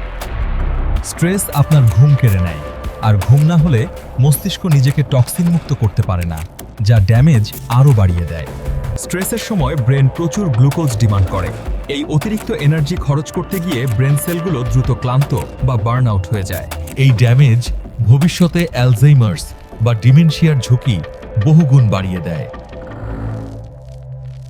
অতিরিক্ত চিন্তায় রক্তচাপ বাড়ে, যা মস্তিষ্কের সূক্ষ্ম রক্তনালী ছিঁড়ে ফেলা বা স্ট্রোকের ঝুঁকি তৈরি করে। স্ট্রেস পেটের স্বাস্থ্যের 12টা বাজিয়ে দেয়, আর যেহেতু পেটকে দ্বিতীয় মস্তিষ্ক বলা হয়, তাই পেট খারাপ থাকলে মেজাজ আরও খারাপ হয়। স্ট্রেসড ব্রেন সামাজিক মেলামেশা থেকে নিজেকে গুটিয়ে নেয়। একাকিত্ব মস্তিষ্কের জন্য আরও ক্ষতিকর। এতক্ষণ যা শুনলেন তা ভয়ের, কিন্তু সুসংবাদ হলো মস্তিষ্কের এই ক্ষতি পূরণ করা সম্ভব। প্রথম সমাধান মেডিটেশন বা সালাত। দ্বিতীয়ত ব্যায়াম। শরীর চর্চা করলে BDNF হরমোন তৈরি হয়, যা মস্তিষ্কের সার হিসেবে কাজ করে এবং নতুন নিউরন জন্ম দেয়। গভীর শ্বাস প্রশ্বাস বা ডিপ ব্রিদিং, এটি সাথে সাথে কর্টিসল লেভেল কমিয়ে প্যারাসিম্প্যাথেটিক নার্ভাস সিস্টেম অন করে দেয়। পর্যাপ্ত ঘুম। ঘুমের মধ্যেই ব্রেন দিনের বেলার সমস্ত স্ট্রেস ড্যামেজ মেরামত করে। এবং প্রিয়জনদের সাথে সময় কাটানো, এতে অক্সিটোসিন হরমোন রিলিজ হয়, যা ব্রেনকে হিলিং বা সারিয়ে তুলতে সাহায্য করে। প্রকৃতির কাছাকাছি থাকলেও মস্তিষ্কের ক্লান্তি দূর হয় এবং মনোযোগ ফিরে আসে। ওমেগা 3 সমৃদ্ধ খাবার মস্তিষ্কের প্রদাহ কমিয়ে ড্যামেজ কন্ট্রোল করতে সাহায্য করে। আপনার মস্তিষ্কের ভবিষ্যৎ আপনার হাতে। আপনি কি চিন্তায় ডুবে থাকবেন, নাকি নিয়ন্ত্রণ নিজের হাতে তুলে নেবেন? মনে রাখবেন, স্ট্রেস এড়ানো সম্ভব নয়, কিন্তু স্ট্রেস ম্যানেজ করা সম্ভব। নিজের মস্তিষ্কের যত্ন নিন, এটি আপনার সবচেয়ে দামি সম্পদ। আপনি স্ট্রেস কমানোর জন্য কি করেন? গান শোনেন নাকি ঘুরতে যান? কমেন্টে জানান। ভিডিওটি শেয়ার করে আপনার বন্ধুদেরও মানসিক স্বাস্থ্য সম্পর্কে সচেতন করুন। বিজ্ঞান ও স্বাস্থ্য বিষয়ক এমন ইন-ডেপথ ভিডিও পেতে আমাদের চ্যানেলটি সাবস্ক্রাইব করে বেল আইকনটি ক্লিক করুন। অতিরিক্ত স্ট্রেস আমাদের ক্রোমোজোমের মাথায় থাকা টেলোমিয়ার ছোট করে দেয়। টেলোমিয়ার ছোট হওয়া মানেই আয়ু কমে যাওয়া। স্ট্রেস আমাদের সহমর্মিতার কেন্দ্র বা অ্যান্টেরিয়র সিঙ্গুলেট কর্টেক্সের ঘনত্ব কমিয়ে দেয়, ফলে আমরা ক্রূর বা অনুভূতিহীন হয়ে পড়তে পারি। ক্রনিক স্ট্রেস মস্তিষ্কের ডোপামিন রিসেপ্টর কমিয়ে দেয়, ফলে আগে যে কাজগুলো ভালো লাগতো এখন আর তাতে আনন্দ পাওয়া যায় না। একে অ্যানহেডোনিয়া বলে। স্ট্রেসের কারণে আমরা ডিসিশন প্যারালাইসিসে ভুগি, অর্থাৎ ছোটখাটো সিদ্ধান্ত নেও আমাদের ঘন্টার পর ঘন্টা সময় লেগে যায়। অতিরিক্ত দুশ্চিন্তা থেকে কানে ঘোঁ ঘোঁ শব্দ বা টিনিটাস সমস্যাও তৈরি হতে পারে, যা ব্রেনের অডিটরি কর্টেক্সের সমস্যা। ফাইট অর ফ্লাইট মোডে থাকলে আমাদের টানেল ভিশন হতে পারে, অর্থাৎ আমরা আশেপাশের জিনিস খেয়াল করি না, শুধু সমস্যার দিকে তাকিয়ে থাকি। কর্টিসল আমাদের শরীরে চর্বি জমানোর নির্দেশ দেয় এবং মিষ্টি খাওয়ার প্রবল ইচ্ছা জাগায়। এভাবেই স্ট্রেস থেকে ওজন বাড়ে। সৃজনশীলতা বা ক্রিয়েটিভিটি কেবল রিল্যাক্সড ব্রেনেই আসে। স্ট্রেসড ব্রেন নতুন আইডিয়া জেনারেট করতে অক্ষম। সারাক্ষণ মাথায় ভার বা কুয়াশাচ্ছন্ন অনুভূতি, যাকে ব্রেন ফগ বলে, এটি ক্রনিক ইনফ্ল্যামেশনের লক্ষণ। অনেক সময় শরীরের কোনো অসুখ না থাকলেও ব্রেন ব্যথার অনুভূতি তৈরি করে। একে সাইকোসোমাটিক পেইন বলে। প্রিফ্রন্টাল কর্টেক্স দুর্বল হয়ে যাওয়ায় রাগের উপর নিয়ন্ত্রণ থাকে না। সামান্য কথাতেই আমরা বিস্ফোরিত হয়ে পড়ি। তবে আশার কথা হলো, প্রাপ্তবয়স্কদের ব্রেনেও নতুন নিউরন জন্ম নিতে পারে, যদি পরিবেশ শান্ত থাকে। কৃতজ্ঞতা প্রকাশ বা গ্র্যাটিটিউড জার্নাল লিখলে মস্তিষ্কে পজিটিভ হরমোন বাড়ে এবং স্ট্রেস কমে। মন খুলে হাসলে স্ট্রেস হরমোন কমে এবং ইমিউন সিস্টেম বুস্ট হয়। হাসি মস্তিষ্কের জন্য শ্রেষ্ঠ ওষুধ। ধীর লয়ের মিউজিক বা কুরআনের তিলাওয়াত মস্তিষ্কের আলফা ওয়েভ সক্রিয় করে, যা রিল্যাক্সেশনের জন্য দায়ী। মাঝে মাঝে মোবাইল ল্যাপটপ থেকে দূরে থাকা বা ডিজিটাল ডিটক্স ব্রেনকে রিসেট হওয়ার সুযোগ দেয়। মুখে ঠান্ডা পানির ঝাপটা দিলে ম্যামালিয়ান ডাইভ রিফ্লেক্স চালু হয়, যা তাৎক্ষণিকভাবে উদ্বেগ কমিয়ে দেয়। চোখ বন্ধ করে সুন্দর কোনো স্থানের কথা ভাবলে ব্রেন সেটাকে সত্য মনে করে এবং শরীরকে রিল্যাক্স করে দেয়। পায়ের পাতা থেকে মাথা পর্যন্ত শরীরকে ধীরে ধীরে রিল্যাক্স করার টেকনিক বা পিএমআর খুব কার্যকরী। অবাক হলেও সত্যি, চুইংগাম চিবুলে ব্রেনে রক্ত চলাচল বাড়ে এবং সাময়িকভাবে টেনশন কমে। অগোছালো পরিবেশ ব্রেনে সাবকনশিয়াস স্ট্রেস তৈরি করে, তাই নিজের ঘর গোছানো থাকলে মাথাও পরিষ্কার থাকে। ডিহাইড্রেশন কর্টিসলের মাত্রা বাড়িয়ে দেয়, তাই স্ট্রেসের সময় পানি পান করতে ভুলবেন না। কাউকে 20 সেকেন্ডের বেশি জড়িয়ে ধরলে বা কোলাকুলি করলে অক্সিটোসিন হরমোন স্ট্রেস কমিয়ে দেয়। 4-7-8 ব্রিদিং টেকনিক ট্রাই করতে পারেন। 4 সেকেন্ড শ্বাস নিন, 7 সেকেন্ড ধরে রাখুন, 8 সেকেন্ড ধরে ছাড়ুন। একটি নির্দিষ্ট রুটিন মেনে চললে ব্রেন জানে কখন কি ঘটবে, ফলে অনিশ্চয়তা এবং স্ট্রেস কমে। সকালের রোদ গায়ে মাখলে সেরোটোনিন বাড়ে, যা প্রাকৃতিক অ্যান্টিডিপ্রেসেন্ট।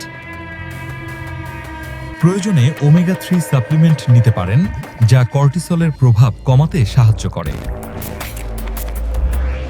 যদি স্ট্রেস সামলানো অসম্ভব মনে হয়, তবে প্রফেশনাল কাউন্সেলিং বা থেরাপি নেওয়া কোনো লজ্জার বিষয় নয়। মনে রাখবেন, মহাবিশ্বের বিশালতার তুলনায় আমাদের সমস্যাগুলো খুবই নগণ্য। অতিরিক্ত চিন্তা করে আয়ু কমানোর কোনো মানে হয় না। আপনার মস্তিষ্ককে রক্ষা করার দায়িত্ব আপনারই।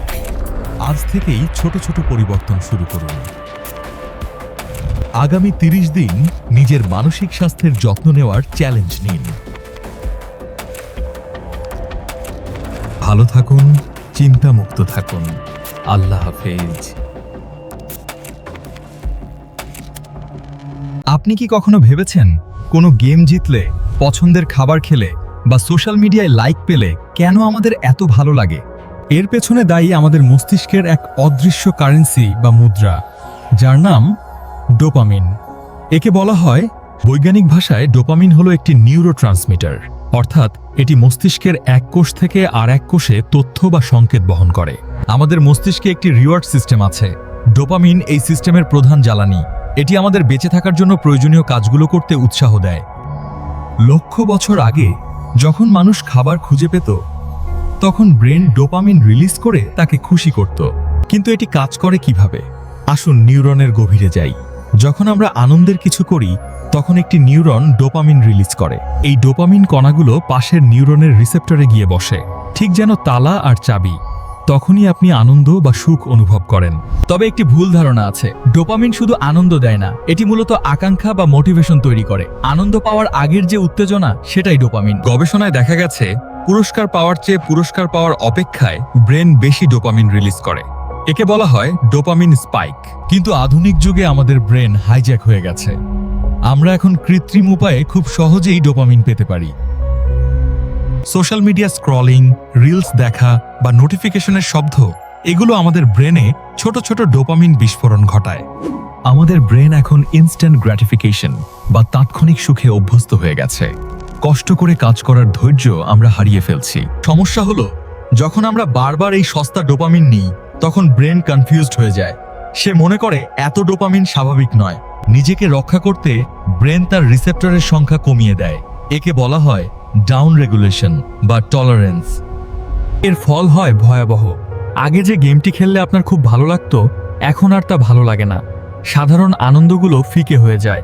ডোপামিন শুধু সুখ নয়, আমাদের নড়াচড়া বা মুভমেন্টের জন্যও জরুরি।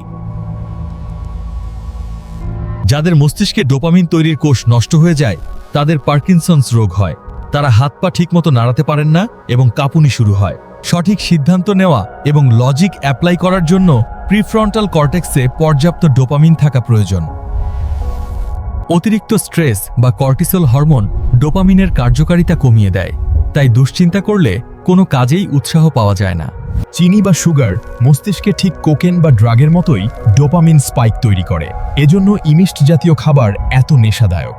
পর্নোগ্রাফি বা ভিডিও গেম ব্রেনকে হাইপার স্টিমুলেট করে। এর ফলে বাস্তব জীবনের সাধারণ সম্পর্ক বা কাজগুলোকে বোরিং মনে হয়। সুস্থ থাকার জন্য আমাদের ডোপামিনের একটি স্থির বেসলাইন বা স্তর থাকা জরুরি। বারবার স্পাইক তৈরি করলে এই বেসলাইন নিচে নামে যায়। ডোপামিন বেসলাইন কমে গেলে আপনি সবসময় ক্লান্তি, হতাশা এবং মোটিভেশনের অভাব অনুভব করবেন। সকালে বিছানা থেকে উঠতেও কষ্ট হবে। তাহলে উপায়, আমরা কি আমাদের ব্রেনকে আবার আগের মতো রিসেট করতে পারি? হ্যাঁ, একে বলা হয় ডোপামিন ডিটক্স। ডোপামিন ডিটক্স মানে হলো কিছু সময়ের জন্য ব্রেনকে সস্তা বা সহজ আনন্দ দেওয়া বন্ধ করা, ব্রেনকে একটু বোর হতে দেওয়া। প্রথম পদক্ষেপ, অন্তত 24 ঘন্টার জন্য সোশ্যাল মিডিয়া, গেম বা নেটফ্লিক্স থেকে দূরে থাকা। প্রথমে খুব কষ্ট হবে, বোরিং লাগবে, কিন্তু এই বোরডমই হলো আসল ওষুধ। এটি আপনার রিসেপ্টরগুলোকে আবার সংবেদনশীল করে তুলছে। যখন আপনি ব্রেনকে ওভার স্টিমুলেট করা বন্ধ করেন, তখন রিসেপ্টরগুলো আবার গজাতে শুরু করে বা রিকভার করে। ডিটক্সের পাশাপাশি কিছু প্রাকৃতিক উপায়ে আমরা হেলদি ডোপামিন বাড়াতে পারি। 1. সূর্যের আলো। প্রতিদিন সকালে 10-15 মিনিট রোদ গায়ে মাখলে ডোপামিন রিসেপ্টর বাড়ে। 2. ঠান্ডা পানিতে গোসল। গবেষণায় দেখা গেছে কোল্ড শাওয়ার ডোপামিন লেভেল 250। 3. প্রোটিনযুক্ত খাবার। ডিমে এবং দুধে টাইরোসিন নামক অ্যামাইনো অ্যাসিড থাকে, যা ডোপামিন তৈরির কাঁচামাল। 5.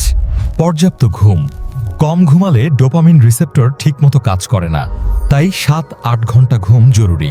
6. ছোট ছোট লক্ষ্য পূরণ করা। বড় কাজকে ছোট ভাগে ভাগ করুন। প্রতিটি ছোট কাজ শেষ হলে ব্রেন আপনাকে ডোপামিন দিয়ে পুরস্কৃত করবে। গান শোনা এবং মেডিটেশন করাও ডোপামিন লেভেল বুস্ট করতে পারে, তবে তা কোনো সাইড ইফেক্ট ছাড়াই। মনে রাখবেন, কষ্ট করে অর্জিত ডোপামিন দীর্ঘস্থায়ী সুখ দেয়, আর সস্তা ডোপামিন শুধু শূন্যতা তৈরি করে। ডোপামিন হলো উত্তেজনা, আর সেরোটোনিন হলো প্রশান্তি। সুখী জীবনের জন্য দুটোরই ভারসাম্য প্রয়োজন। কৃতজ্ঞতা প্রকাশ বা আলহামদুলিল্লাহ বলার অভ্যাস মস্তিষ্কে এই কেমিক্যালগুলোর ভারসাম্য বজায় রাখে। আপনি যখন কোনো কাজে পুরোপুরি ডুবে যান বা ফ্লো স্টেটে থাকেন, তখন ব্রেন প্রাকৃতিকভাবে ডোপামিন রিলিজ করে। এটিই আসল সুখ। তাহলে আমরা শিখলাম, ডোপামিন কোনো ভিলেন নয়, এটি আমাদের চালিকা শক্তি, কিন্তু এর রিমোট কন্ট্রোল নিজের হাতে রাখতে হবে, ফোনের হাতে নয়। আগামী 7 দিন অপ্রয়োজনীয় স্ক্রিন টাইম কমিয়ে দেখুন। আপনার ফোকাস এবং সুখ দুটোই ফিরে আসবে। শেয়ার করুন বন্ধুদের সাথে, যারা সারাদিন ফোন নিয়ে পড়ে থাকে। ডোপামিনের জন্ম হয় মস্তিষ্কের গভীরে, ভেন্ট্রাল টেগমেন্টাল এরিয়া বা ভিটিএতে। এখান থেকেই এটি পুরো মস্তিষ্কে ছড়িয়ে পড়ে। পরীক্ষায় দেখা গেছে, ইঁদুরের ব্রেনে ডোপামিন স্টিমুলেট করলে তারা খাওয়া দাওয়া বাদ দিয়ে শুধুই সেই সুখের পেছনে ছুটতে থাকে। ডোপামিন আমাদের নতুনত্ব খুঁজতে বাধ্য করে। নতুনের প্রতি আমাদের এই আকর্ষণই মানবজাতিকে এত দূর নিয়ে এসেছে। কোনো কাজ বারবার করলে ডোপামিন পাথওয়ে শক্তিশালী হয়। এভাবেই ভালো বা খারাপ অভ্যাস তৈরি হয়। ব্রেন সবসময় উচ্চ ক্যালোরির খাবার চায়, কারণ এটি বেঁচে থাকার জন্য ভালো ছিল। তাই ব্রকলির চেয়ে চকলেটে বেশি ডোপামিন রিলিজ হয়। জুয়া বা গ্যাম্বলিং এত নেশাদায়ক কেন? কারণ এর ফলাফল অনিশ্চিত। অনিশ্চয়তা ডোপামিন লেভেল আকাশচুম্বী করে দেয়। সোশ্যাল মিডিয়ার নোটিফিকেশন বেল ঠিক এই জুয়ার মেশিনের মতোই কাজ করে। কে মেসেজ দিল, এই কৌতূহলই আমাদের ফোন চেক করায়। আবার ডোপামিন খুব বেশি বেড়ে গেলে হ্যালুসিনেশন হতে পারে, যা সিজোফ্রেনিয়া রোগীদের ক্ষেত্রে দেখা যায়। বাইপোলার ডিসঅর্ডারে ম্যানিক স্টেজে ডোপামিন অনেক বেড়ে যায়, আবার ডিপ্রেশন স্টেজে একদম কমে যায়। খুব বেশি কাজের চাপে থাকলে এল-টাইরোসিন সাপ্লিমেন্ট ডোপামিন রিকভারিতে সাহায্য করতে পারে, তবে ডাক্তারের পরামর্শে। কফি সরাসরি ডোপামিন বাড়ায় না, কিন্তু এটি আমাদের ক্লান্তিভাব কমিয়ে ডোপামিন রিসেপ্টরকে সচল রাখে। ম্যাগনেসিয়াম আমাদের নার্ভাস সিস্টেমকে শান্ত রাখে এবং ডোপামিন যাতে খুব দ্রুত খরচ না হয়ে যায় তা দেখে। আমাদের পেটের ব্যাকটেরিয়া মস্তিষ্কের কেমিক্যাল তৈরিতে সাহায্য করে, তাই প্রিবায়োটিক খাবার খেলে মুড ভালো থাকে। একটি ট্রিক, ফোনের স্ক্রিন গ্রেস্কেল বা সাদা কালো করে রাখলে ব্রেন আর আগের মতো ডোপামিন পায় না, ফলে আসক্তি কমে। জাগে কোনো কাজ শুরু করতে আলসেমি লাগলে 2 মিনিটের রুল ব্যবহার করুন। কাজ শুরু করলেই ডোপামিন ফ্লো শুরু হয়। কনজিউম করার চেয়ে ক্রিয়েট করা, যেমন আঁকা, লেখা, কোডিং অনেক বেশি স্বাস্থ্যকর ডোপামিন দেয়। ড্রাগস খুব দ্রুত ক্র্যাশ করে, কিন্তু কোল্ড ওয়াটার বা ব্যায়ামের ডোপামিন কয়েক ঘন্টা পর্যন্ত আপনাকে চনমনে রাখে। মানুষের চোখের দিকে তাকিয়ে কথা বললে বা হাসলে ন্যাচুরাল ডোপামিন ও অক্সিটোসিন বাড়ে। নিজের লক্ষ্য পূরণের দৃশ্য কল্পনা করলেও ব্রেন মোটিভেশনাল ডোপামিন রিলিজ করে। চেকলিস্ট বা টু ডু লিস্ট ব্যবহার করুন।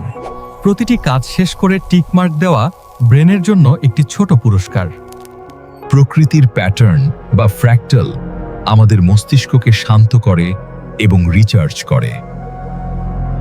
পোষা প্রাণীর সাথে সময় কাটালে বা তাদের আদর করলে তাৎক্ষণিক ডোপামিন ও সেরোটোনিন বাড়ে।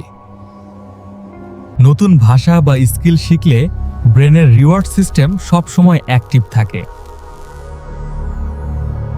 মনে রাখবেন, প্রকৃতি ভারসাম্য পছন্দ করে। অতিরিক্ত সুখের পরেই দুঃখ বা হতাশা আসবে করে, তাই ভারসাম্য বজায় রাখুন। ভিডিওটি ভালো লাগলে লাইক দিন।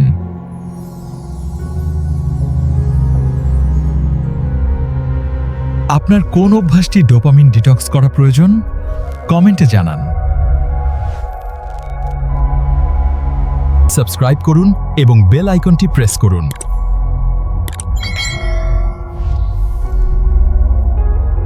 আল্লাহ হাফেজ।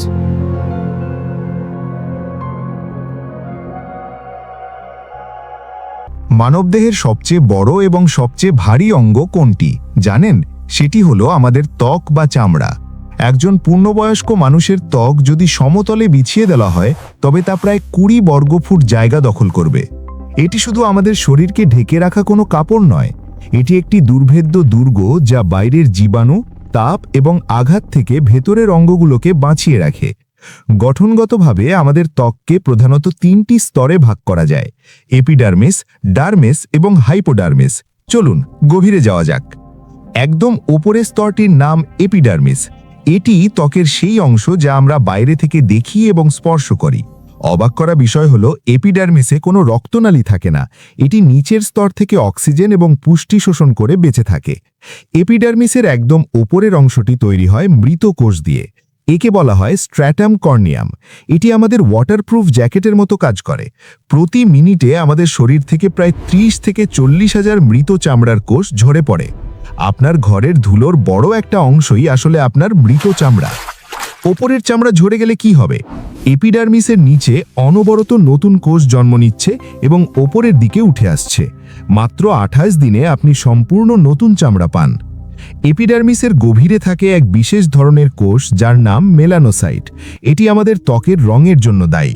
এই কোষগুলো মেলানিন নামক এক ধরনের রঞ্জক পদার্থ তৈরি করে। যার শরীরে মেলানিন যত বেশি, তার গায়ের রং তত শ্যামলা বা কালো। মেলানিন আসলে আমাদের প্রাকৃতিক সানস্ক্রিন। এটি সূর্যের ক্ষতিকর আল্ট্রাভায়োলেট রশ্মি শুষে নেয় এবং স্কিন ক্যান্সার থেকে আমাদের বাঁচায়। এপিডার্মিসের ঠিক নিচেই থাকে ত্বকের দ্বিতীয় এবং সবচেয়ে গুরুত্বপূর্ণ স্তর, ডার্মিস। একে ত্বকের পাওয়ার হাউস বলা হয়। এটি ওপরের স্তরের চেয়ে 10 থেকে 40 গুণ বেশি মোটা এবং জটিল। এখানেই ত্বকের আসল কাজগুলো হয়। ডার্মিসের প্রধান উপাদান হল কোলাজেন ফাইবার। এটি চামড়াকে মজবুত এবং টানটান রাখে, অনেকটা বিল্ডিংয়ের রডের মতো। আর থাকে ইলাস্টিন। এটি রাবারের মতো কাজ করে। আপনি গাল টানলে বা হাসলে চামড়া যে আবার আগের জায়গায় ফিরে আসে, তাই ইলাস্টিনের জন্য। ডার্মিস স্তরেই থাকে রক্তনালীর বিশাল নেটওয়ার্ক। এগুলো ত্বকে পুষ্টি যোগায় এবং তাপমাত্রা নিয়ন্ত্রণ করে। গরম লাগলে এই রক্তনালীগুলো প্রসারিত হয়ে শরীরের তাপ বের করে দেয়, আবার শীতে সংকুচিত হয়ে তাপ ধরে রাখে। ডার্মিস স্তরের আরেকটি বিস্ময়কর উপাদান হল স্নায়ু বা নার্ভ এন্ডিং। এর কারণেই আমরা স্পর্শ অনুভব করতে পারি। কিছু সেন্সর খুব হালকা স্পর্শ বোঝে, যেমন পালকের ছোঁয়া। আবার কিছু সেন্সর ব্যথা বা আঘাতের সংকেত মস্তিষ্কে পাঠায়, যাতে আমরা সতর্ক হতে পারি। এমনকি গরম বা ঠান্ডার অনুভূতি বোঝার জন্য আলাদা আলাদা সেন্সর মহান সৃষ্টিকর্তা এখানে সেট করে দিয়েছেন। আমাদের শরীরের লোম বা চুলের গোড়াও থাকে এই ডার্মিস স্তরে। একে বলা হয় হেয়ার ফলিকল। প্রতিটি লোমকূপের সাথে যুক্ত থাকে ছোট একটি থলি, যাকে সেবাসিয়াস গ্ল্যান্ড বলে। এটি থেকে সেবাম বা প্রাকৃতিক তেল বের হয়। এই তেল আমাদের ত্বককে নরম রাখে এবং ওয়াটারপ্রুফ করে। যাদের এই তেল কম তৈরি হয় তাদের ত্বক শুষ্ক বা ড্রাই হয়ে যায়। তবে অতিরিক্ত তেল এবং ধুলোবালি জমে লোমকূপ বন্ধ হয়ে গেলে সেখানে ব্রণ বা পিম্পল তৈরি হয়। লোমকূপের সাথে ছোট ছোট পেশি লাগানো থাকে। ভয় পেলে বা শীত করলে এই পেশি সংকুচিত হয় এবং লোম দাঁড়িয়ে যায়। একেই আমরা গায়ে কাটা দেওয়া বলি। ডার্মিসে আরও থাকে ঘাম গ্রন্থি বা সোয়েট গ্ল্যান্ড। এগুলো শরীরের এসি হিসেবে কাজ করে। শরীর অতিরিক্ত গরম হয়ে গেলে এই গ্রন্থি থেকে পানি বের হয়, যা বাষ্প হয়ে উড়ে যাওয়ার সময় শরীরকে ঠান্ডা করে। ডার্মিসের নিচে থাকে ত্বকের তৃতীয় এবং শেষ স্তর, হাইপোডার্মিস বা সাবকিউটেনিয়াস লেয়ার। এই স্তরটি মূলত চর্বি বা ফ্যাট সেল এবং কানেকটিভ টিস্যু দিয়ে তৈরি। এটি শরীরের কুশন হিসেবে কাজ করে। বাইরে থেকে কোনো আঘাত বা ধাক্কা লাগলে এই চর্বির স্তর তা শুষে নেয়, যাতে ভেতরের হাড় বা মাংসপেশি ক্ষতিগ্রস্ত না হয়। হাইপোডার্মিস আমাদের শরীরের ইনসুলেটর বা কম্বল হিসেবে কাজ করে। এটি শরীরের তাপ ধরে রাখে, যাতে শীতে আমরা জমে না যাই। এছাড়াও এটি শরীরের জমানো ব্যাটারি।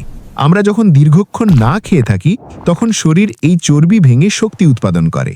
এই স্তরটি আমাদের চামড়াকে নিচের মাংসপেশি এবং হাড়ের সাথে আলগাভাবে আটকে রাখে, যাতে আমরা নড়াচড়া করতে পারি। মজার ব্যাপার হলো, আমাদের সারা শরীরের চামড়া সমান পুরু নয়। চোখের পাতার চামড়া সবচেয়ে পাতলা, আর পায়ের গোড়ালির চামড়া সবচেয়ে মোটা। হাতের আঙুলের ডগায় ডার্মিস এবং এপিডার্মিস মিলে বিশেষ ভাঁজ তৈরি করে, যা আমাদের ফিঙ্গারপ্রিন্ট। মহান সৃষ্টিকর্তা প্রত্যেকের ফিঙ্গারপ্রিন্ট ভিন্ন ভিন্ন দিয়েছেন। ত্বকের আরেকটি জাদুকরী কাজ হলো ভিটামিন ডি তৈরি করা। সূর্যের আলো পড়লে ত্বকের কোলেস্ট্রল ভেঙে ভিটামিন ডি তৈরি হয়, যা হাড় মজবুত করে। ত্বক কেটে গেলে কি হয়? শরীর সাথে সাথে তার নিজস্ব মেরামতি দল বা এমার্জেন্সি টিম পাঠিয়ে দেয়। প্রথমে রক্ত জমাট বেঁধে রক্ত পড়া বন্ধ করে এবং একটি স্ক্যাব বা মামড়ি তৈরি করে, যা প্রাকৃতিক ব্যান্ডেজ হিসেবে কাজ করে। এরপর ডার্মিসের কোষগুলো নতুন কোলাজেন তৈরি করে কাটা জায়গাটি জোড়া লাগাতে শুরু করে। কিন্তু নতুন তৈরি হওয়া চামড়া আগের মতো নিখুঁত হয় না, একটু শক্ত হয়। একেই আমরা কাটা দাগ বা স্কার বলি। বয়স বাড়ার সাথে সাথে আমাদের ত্বকে পরিবর্তন আসে। আমরা বলি চামড়া কুঁচকে গেছে বা রিঙ্কেল পড়েছে। কেন এমন হয়? কারণ বয়সের সাথে ডার্মিসে কোলাজেন এবং ইলাস্টিন উৎপাদন কমে যায়। ফলে চামড়া তার টানটান ভাব হারিয়ে ফেলে এবং ঝুলে পড়ে। এছাড়াও নিচের হাইপোডার্মিস স্তরের চর্বি কমে যাওয়ার কারণে ত্বক ভলিউম হারায় এবং ভাঁজ পড়ে। সূর্যের আলো ত্বকের সবচেয়ে বড় শত্রু। অতিরিক্ত রোদ কোলেজেন ফাইবারগুলোকে ভেঙে দেয় এবং অকালে চামড়া বুড়িয়ে দেয়। ত্বক ভালো রাখার প্রধান শর্ত হলো পানি। পর্যাপ্ত পানি পান করলে ডার্মিস সজীব থাকে এবং ত্বক উজ্জ্বল দেখায়। পৃথিবীর মানুষের গায়ের রং ভিন্ন ভিন্ন হওয়ার কারণ শুধুই মেলানিন। এটি মূলত ভৌগোলিক অবস্থানের উপর ভিত্তি করে অভিযোজিত হয়েছে। আমাদের ত্বকের ওপর কোটি কোটি ভালো ব্যাকটেরিয়া বাস করে। একে স্কিন মাইক্রোবায়োম বলে। এরা খারাপ জীবাণুকে আক্রমণ করতে দেয় না। শরীর খুব দ্রুত মোটাতাজা হলে বা বাড়লে ডার্মিস ফেটে যায়। একেই আমরা স্ট্রেচ মার্ক বলি। ট্যাটু বা উল্কু কেন স্থায়ী হয় জানেন? কারণ ট্যাটুর কালি এপিডার্মিস ভেদ করে ডার্মিসে ঢুকিয়ে দেওয়া হয়, যা ঝরে পড়ে না। ধূমপান ত্বকের রক্তনালী শুরু করে দেয়, ফলে ত্বক অক্সিজেন পায় না এবং দ্রুত বুড়িয়ে যায়। ঘুমের সময় শরীরে গ্রোথ হরমোন নিঃসরণ বাড়ে, যা ত্বকের কোলাজেন মেরামত করে। তাই সুন্দর ত্বকের জন্য ভালো ঘুম জরুরি। নিয়মিত ত্বক পরিষ্কার রাখা জরুরি, যাতে লোমকূপগুলো শ্বাস নিতে পারে। তাহলে সংক্ষেপে, এপিডার্মিস আমাদের সুরক্ষা দেওয়াল, ডার্মিস আমাদের সেন্সর এবং পাওয়ার হাউস, আর হাইপোডার্মিস আমাদের কুশন এবং ইনসুলেটর। মহান সৃষ্টিকর্তা আমাদের শরীরের এই আবরণটিকে কত নিখুঁত ইঞ্জিনিয়ারিং দিয়ে তৈরি করেছেন তা সত্যিই বিস্ময়কর। এটি এমন এক বর্ম যা নিজে আঘাত সয়ে নিয়ে ভেতরের কোমল অঙ্গগুলোকে নিরাপদে রাখে। মানবদেহের এই অদ্ভুত বিজ্ঞান জেনে ভালো লাগলে ভিডিওটিতে একটি লাইক দিন। আর আপনার ত্বকের ধরন কেমন, অয়েলি না ড্রাই, কমেন্টে আমাদের জানাতে পারেন। বিজ্ঞান এবং স্বাস্থ্য বিষয়ক এমন আরও ইনডেপথ ভিডিও পেতে আমাদের চ্যানেলটি সাবস্ক্রাইব করে বেল আইকনটি ক্লিক করুন। এপিডার্মিসের কোষগুলোকে কেরাটিনোসাইট বলা হয়, কারণ এতে কেরাটিন নামক কঠিন প্রোটিন থাকে, যা নখ এবং চুলেও পাওয়া যায়। এপিডার্মিসে ল্যাঙ্গারহ্যান্ডস নামে বিশেষ ইমিউন সেল থাকে। ত্বক ভেদ করে কোনো জীবাণু ঢুকলে এরা সবার আগে আক্রমণ করে। এপিডার্মিস এবং ডার্মিসের মাঝখানে খুব পাতলা একটা আঠালো স্তর থাকে, যাকে বেসমেন্ট মেমব্রেন বলে। এটি দুই স্তরকে আটকে রাখে। অনেক সময় জুতোয় ঘষা লাগলে এই দুই স্তর আলাদা হয়ে যায় এবং মাঝখানে পানি জমে। একেই আমরা ফোসকা বা ব্লিস্টার বলি। আমাদের ত্বকে বিভিন্ন ধরনের কোলাজেন থাকে। শিশুদের ত্বকে এক ধরনের কোলাজেন থাকে, যা খুব নরম, আর বড়দের ত্বকে থাকে শক্ত কোলাজেন। কোলাজেন তৈরির জন্য ভিটামিন সি অপরিহার্য। ভিটামিন সি এর অভাব হলে ত্বক ফেটে যায় এবং মাড়ি দিয়ে রক্ত পড়ে, স্কারভি। আমাদের ত্বকের উপরিভাগ কিছুটা অ্যাসিডিক, pH 5.5। এই অ্যাসিডিক পরিবেশ ব্যাকটেরিয়া বংশবৃদ্ধিতে বাধা দেয়। সাবান ব্যবহার করলে এটি সাময়িক নষ্ট হতে পারে। ঘাম আসলে 99% পানি এবং কিছু লবণ এবং বর্জ্য পদার্থ। ঘামের নিজস্ব কোনো গন্ধ নেই, ব্যাকটেরিয়া মিশলে গন্ধ হয়। বগলে এক বিশেষ ধরনের ঘাম গ্রন্থি অ্যাপোক্রাইন থাকে, যা মানসিক চাপ বা হরমোনের কারণে ঘাম তৈরি করে। আমাদের হাতের নখও আসলে ত্বকেরই একটি রূপান্তরিত রূপ। এটি ডার্মিসের গভীরে থাকা রুট বা ম্যাট্রিক্স থেকে তৈরি হয়। অনেক সময় হাইপোডার্মিসের চর্বি উপরের দিকে চাপ দেয় এবং চামড়া এবড়ো খেবড়ো দেখায়। একে সেলুলাইট বলে। ত্বক কিছু কিছু ওষুধ শোষণ করতে পারে, যেমন ব্যথার মলম বা নিকোটিন প্যাচ। এগুলো ত্বক ভেদ করে রক্তে মিশে যায়। আমরা পানিতে নামলে কেন গলে যাই না কেন? কারণ আমাদের ত্বকের কেরাটিন এবং তেল মিলে একটি পারফেক্ট ওয়াটারপ্রুফ ব্যারিয়ার তৈরি করে। অনেকক্ষণ পানিতে থাকলে আঙুল কুঁচকে যায় কেন?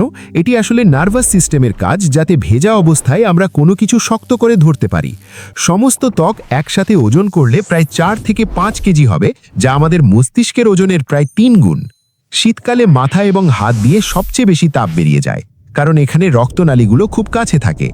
আমাদের আঙুলের ডগা পিঠের চামড়ার থেকে অনেক বেশি সংবেদনশীল, কারণ আঙুলের নার্ভ সেন্সর অনেক বেশি থাকে।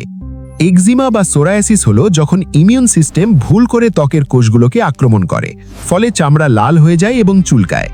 রাত 1টা থেকে 3টের মধ্যে আমাদের ত্বকের কোষ বিভাজন সবচেয়ে দ্রুত হয়, তাই একে গোল্ডেন আওয়ার বলা হয়।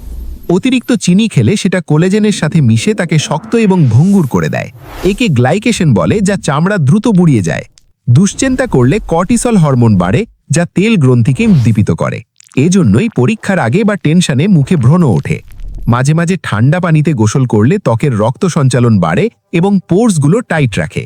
মুখে ম্যাসাজ করলে লিম্ফ্যাটিক ড্রেনেজ ভালো হয়, ফলে মুখের ফোলা ভাব কমে এবং উজ্জ্বলতা বাড়ে। গাজর, টমেটো এবং বাদাম ত্বকের উজ্জ্বলতার জন্য সুপারফুড। এগুলো ভেতর থেকে ত্বককে গ্লো করতে সাহায্য করে। তাই পরের বার যখন আয়নায় নিজের মুখ দেখবেন, মনে করবেন এর নিচেই চলছে এক বিশাল কর্মযজ্ঞ। এই অসাধারণ সুরক্ষা কবচটির জন্য মহান সৃষ্টিকর্তার প্রতি কৃতজ্ঞতা প্রকাশ করা উচিত। ভিডিওটি ভালো লাগলে লাইক দিয়ে আমাদের উৎসাহিত করুন এবং শেয়ার করুন, যাতে সবাই নিজের শরীরের যত্ন নিতে পারে। ভালো থাকুন। আল্লাহ হাফেজ। মাথা ব্যথা নেই এমন মানুষ পৃথিবীতে খুঁজে পাওয়া কঠিন।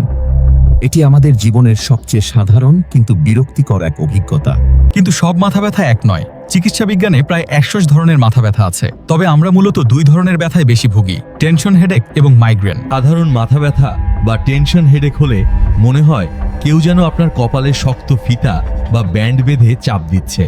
এটি সাধারণত হয় ঘাড় বা মাথার পেছনের পেশিগুলো শক্ত হয়ে গেলে।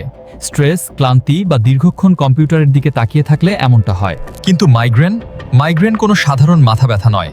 এটি আপনার ব্রেনের ভেতরে চলা এক প্রচণ্ড ইলেকট্রিক্যাল ঝড় বা নিউরোলজিক্যাল ডিসঅর্ডার। মাইগ্রেনের প্রধান লক্ষণ হলো এটি সাধারণতই মাথার যে কোনো এক পাশে হয় এবং ব্যথাটা দপদপ করতে থাকে, যেন কেউ হাতুড়ি পেটাচ্ছে।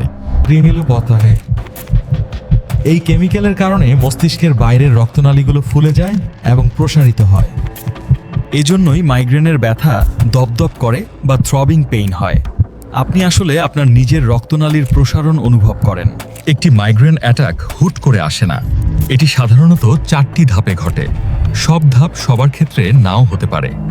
প্রথম ধাপ প্রোড্রোম। ব্যথা শুরু হওয়ার 1-2 দিন আগেই এটি শুরু হয়। দ্বিতীয় ধাপ হলো অরা। প্রায় 85% মাইগ্রেন রোগী ব্যথার আগে চোখে অদ্ভুত কিছু দেখেন, যেমন জিগজ্যাগ লাইন, আলোর ঝলকানি বা ভীষণ ব্লার হয়ে যাওয়া। এটি ঘটে কারণ মস্তিষ্কের ভিশন সেন্টারে একটি ইলেকট্রিক্যাল ওয়েভ বা ঢেউ বয়ে যায়, যাকে বলা হয় কর্টিক্যাল স্প্রেডিং ডিপ্রেশন। এরপর আসে মূল অ্যাটাক। অসহ্য মাথা ব্যথা, বমিভাব এবং আলো বা শব্দের প্রতি তীব্র অস্বস্তি। মনে হয় আলো চোখে তীরের মতো বিচ্ছে। এ সময় মস্তিষ্ক কোনো সেন্সরি ইনপুট ফিল্টার করতে পারে না। সাধারণ শব্দ তখন মাইকের মতো কানে বাজে। শেষ ধাপ পোস্টড্রোম বা মাইগ্রেন হ্যাংওভার। ব্যথা চলে যাওয়ার পরও শরীর ভীষণ দুর্বল লাগে এবং ব্রেন ফগ বা ধোঁয়াশা কাজ করে। কিন্তু প্রশ্ন হলো, এই চেইন রিঅ্যাকশন শুরু করে কে বা ট্রিগারগুলো কি কি? অন্যতম প্রধান ট্রিগার হলো হরমোন। বিশেষ করে মহিলাদের ইস্ট্রোজেনের মাত্রা কমে গেলে মাইগ্রেন অ্যাটাক হতে পারে। এজন্যই ছেলেদের তুলনায় মেয়েরা মাইগ্রেনে 3 গুণ বেশি ভোগে। দ্বিতীয়ত স্ট্রেস। আপনি যখন খুব চাপে থাকেন, তখন ব্রেন কেমিক্যাল রিলিজ করে, যা ভাস্কুলার সিস্টেমে পরিবর্তন আনে। ঘুমের অনিয়ম, খুব কম ঘুম হওয়া অথবা ছুটির দিনে প্রয়োজনের অতিরিক্ত ঘুমানো, দুটোই মাইগ্রেন ডেকে আনতে পারে। কিছু খাবারও দায়ী, যেমন পুরানো চিজ, প্রসেসড ফুড, অতিরিক্ত কফি বা চকোলেট। চিজে থাকা টাইরামিন অনেকের জন্য বিষের মতো কাজ করে। তীব্র আলো, ফ্ল্যাশিং লাইট কিংবা কড়া পারফিউমের গন্ধ নার্ভ সিস্টেমকে উত্তেজিত করে ব্যথা শুরু করতে পারে। এমনকি আবহাওয়ার পরিবর্তন বা ব্যারোমেট্রিক প্রেশার কমে গেলেও অনেকের মাথা ধরে যায়। মাইগ্রেন কি বংশগত? হ্যাঁ, প্রায় 70-80% ক্ষেত্রে এটি জেনেটিক। যদি আপনার বাবা মায়ের মাইগ্রেন থাকে তবে আপনার হওয়ার ঝুঁকি অনেক বেশি। মূলত এটি ব্রেন স্টেমের একটি ত্রুটি। ব্রেন স্টেম ব্যথা নিয়ন্ত্রণ করে, কিন্তু মাইগ্রেন রোগীদের ক্ষেত্রে এটি ব্যথার সিগন্যালগুলো ঠিকমতো ফিল্টার করতে পারে না। অনেকে সাইনাস এবং মাইগ্রেন গুলিয়ে ফেলেন। সাইনাস ব্যথা হয় গালের হাড় বা নাকের গোড়ায়, আর সাথে সর্দি থাকে, কিন্তু মাইগ্রেনে বমি ভাব থাকে যা সাইনাসে থাকে না। মাইগ্রেন কি পুরোপুরি সারে? দুর্ভাগ্যবশত এর স্থায়ী কোনো কিওর নেই, তবে লাইফস্টাইল পরিবর্তন করে এটি নিয়ন্ত্রণে রাখা সম্ভব। ঘন ঘন পেনকিলার খেলে হিতে বিপরীত হতে পারে। একে রিবাউন্ড হেডেক বা মেডিসিন ওভারইউজ হেডেক বলে। মাইগ্রেন অ্যাটাকের সময় মস্তিষ্কে সেরোটোনিন লেভেল কমে যায়, তাই কিছু ওষুধ সেরোটোনিন বাড়িয়ে ব্যথা কমায়। কফি মাইগ্রেনের জন্য বন্ধু আবার শত্রুও। অ্যাটাকের শুরুতে সামান্য ক্যাফেইন ওষুধকে দ্রুত কাজ করতে সাহায্য করে, কিন্তু নিয়মিত অতিরিক্ত কফি ব্যথা বাড়িয়ে দেয়। যারা স্ক্রিনের সামনে বেশি থাকেন তারা ব্লু লাইট ফিল্টার চশমা ব্যবহার করলে মাইগ্রেনের ফ্রিকোয়েন্সি কমাতে পারেন।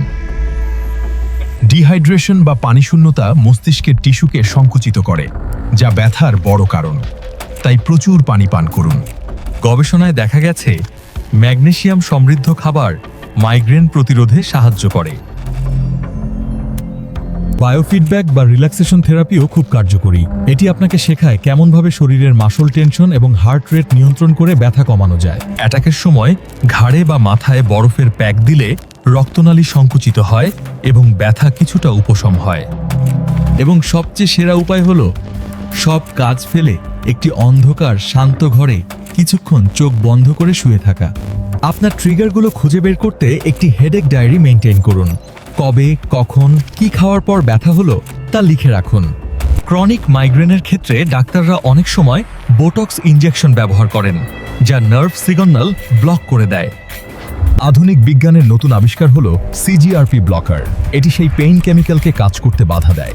এটি মাইগ্রেন চিকিৎসায় এক বিপ্লব এনেছে। দীর্ঘমেয়াদী লাইফস্টাইল পরিবর্তনের মাধ্যমে আপনি আপনার ব্রেনকে কম সেন্সিটিভ হওয়ার জন্য ট্রেন করতে পারেন।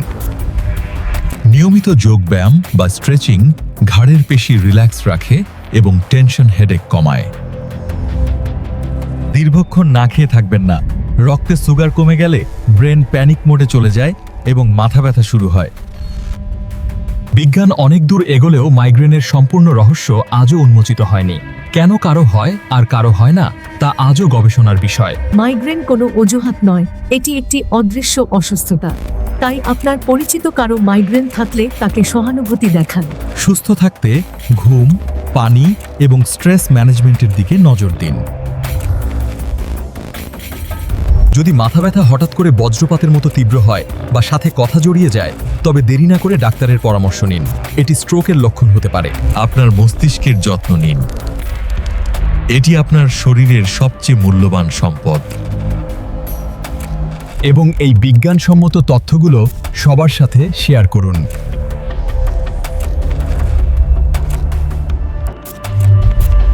স্বাস্থ্য ও বিজ্ঞান বিষয়ক এমন আরও ভিডিও পেতে আমাদের চ্যানেলটি সাবস্ক্রাইব করে বেল আইকনটি ক্লিক করুন।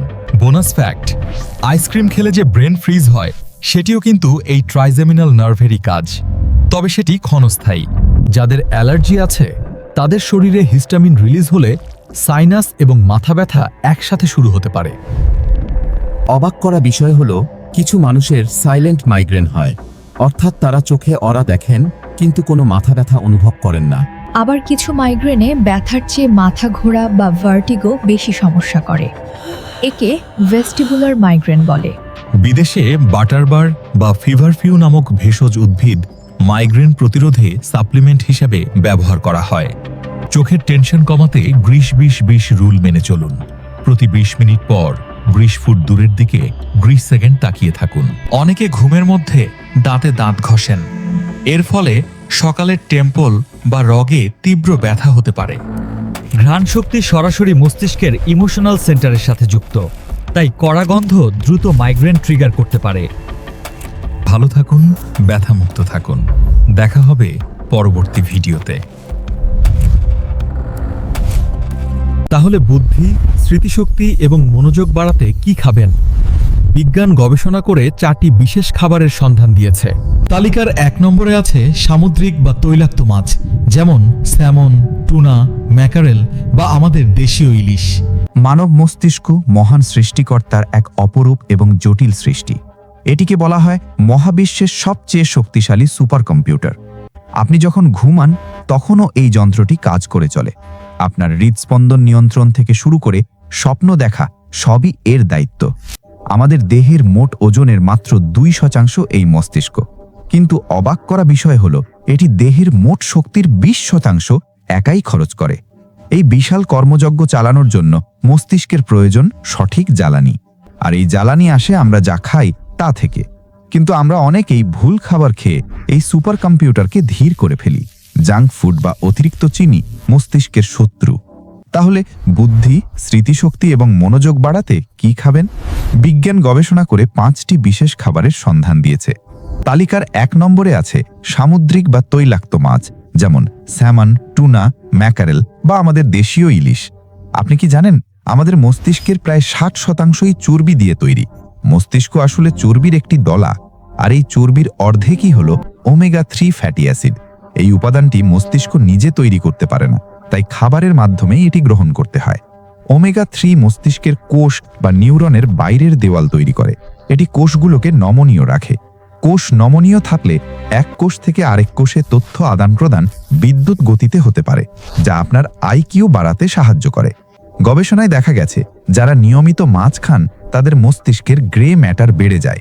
এই গ্রে ম্যাটারই আমাদের সিদ্ধান্ত নেওয়ার ক্ষমতা নিয়ন্ত্রণ করে। এছাড়া বয়সের সাথে সাথে স্মৃতিশক্তি কমে যাওয়া বা আলঝাইমার্স রোগ প্রতিরোধ করতে ওমেগা-3 এর জুড়ি নেই। বিদেশি মাছ না পেলে চিন্তার কিছু নেই। আমাদের দেশীয় পাঙাশ বা চিতল মাছের পেটিতেও ভালো পরিমাণে চর্বি থাকে, যা উপকারী। দ্বিতীয় খাবারটি হলো আখরোট বা ওয়ালনাট। এটি একমাত্র বাদাম যাতে মস্তিষ্কের জন্য প্রয়োজনীয় সব উপাদান ঠাসা থাকে।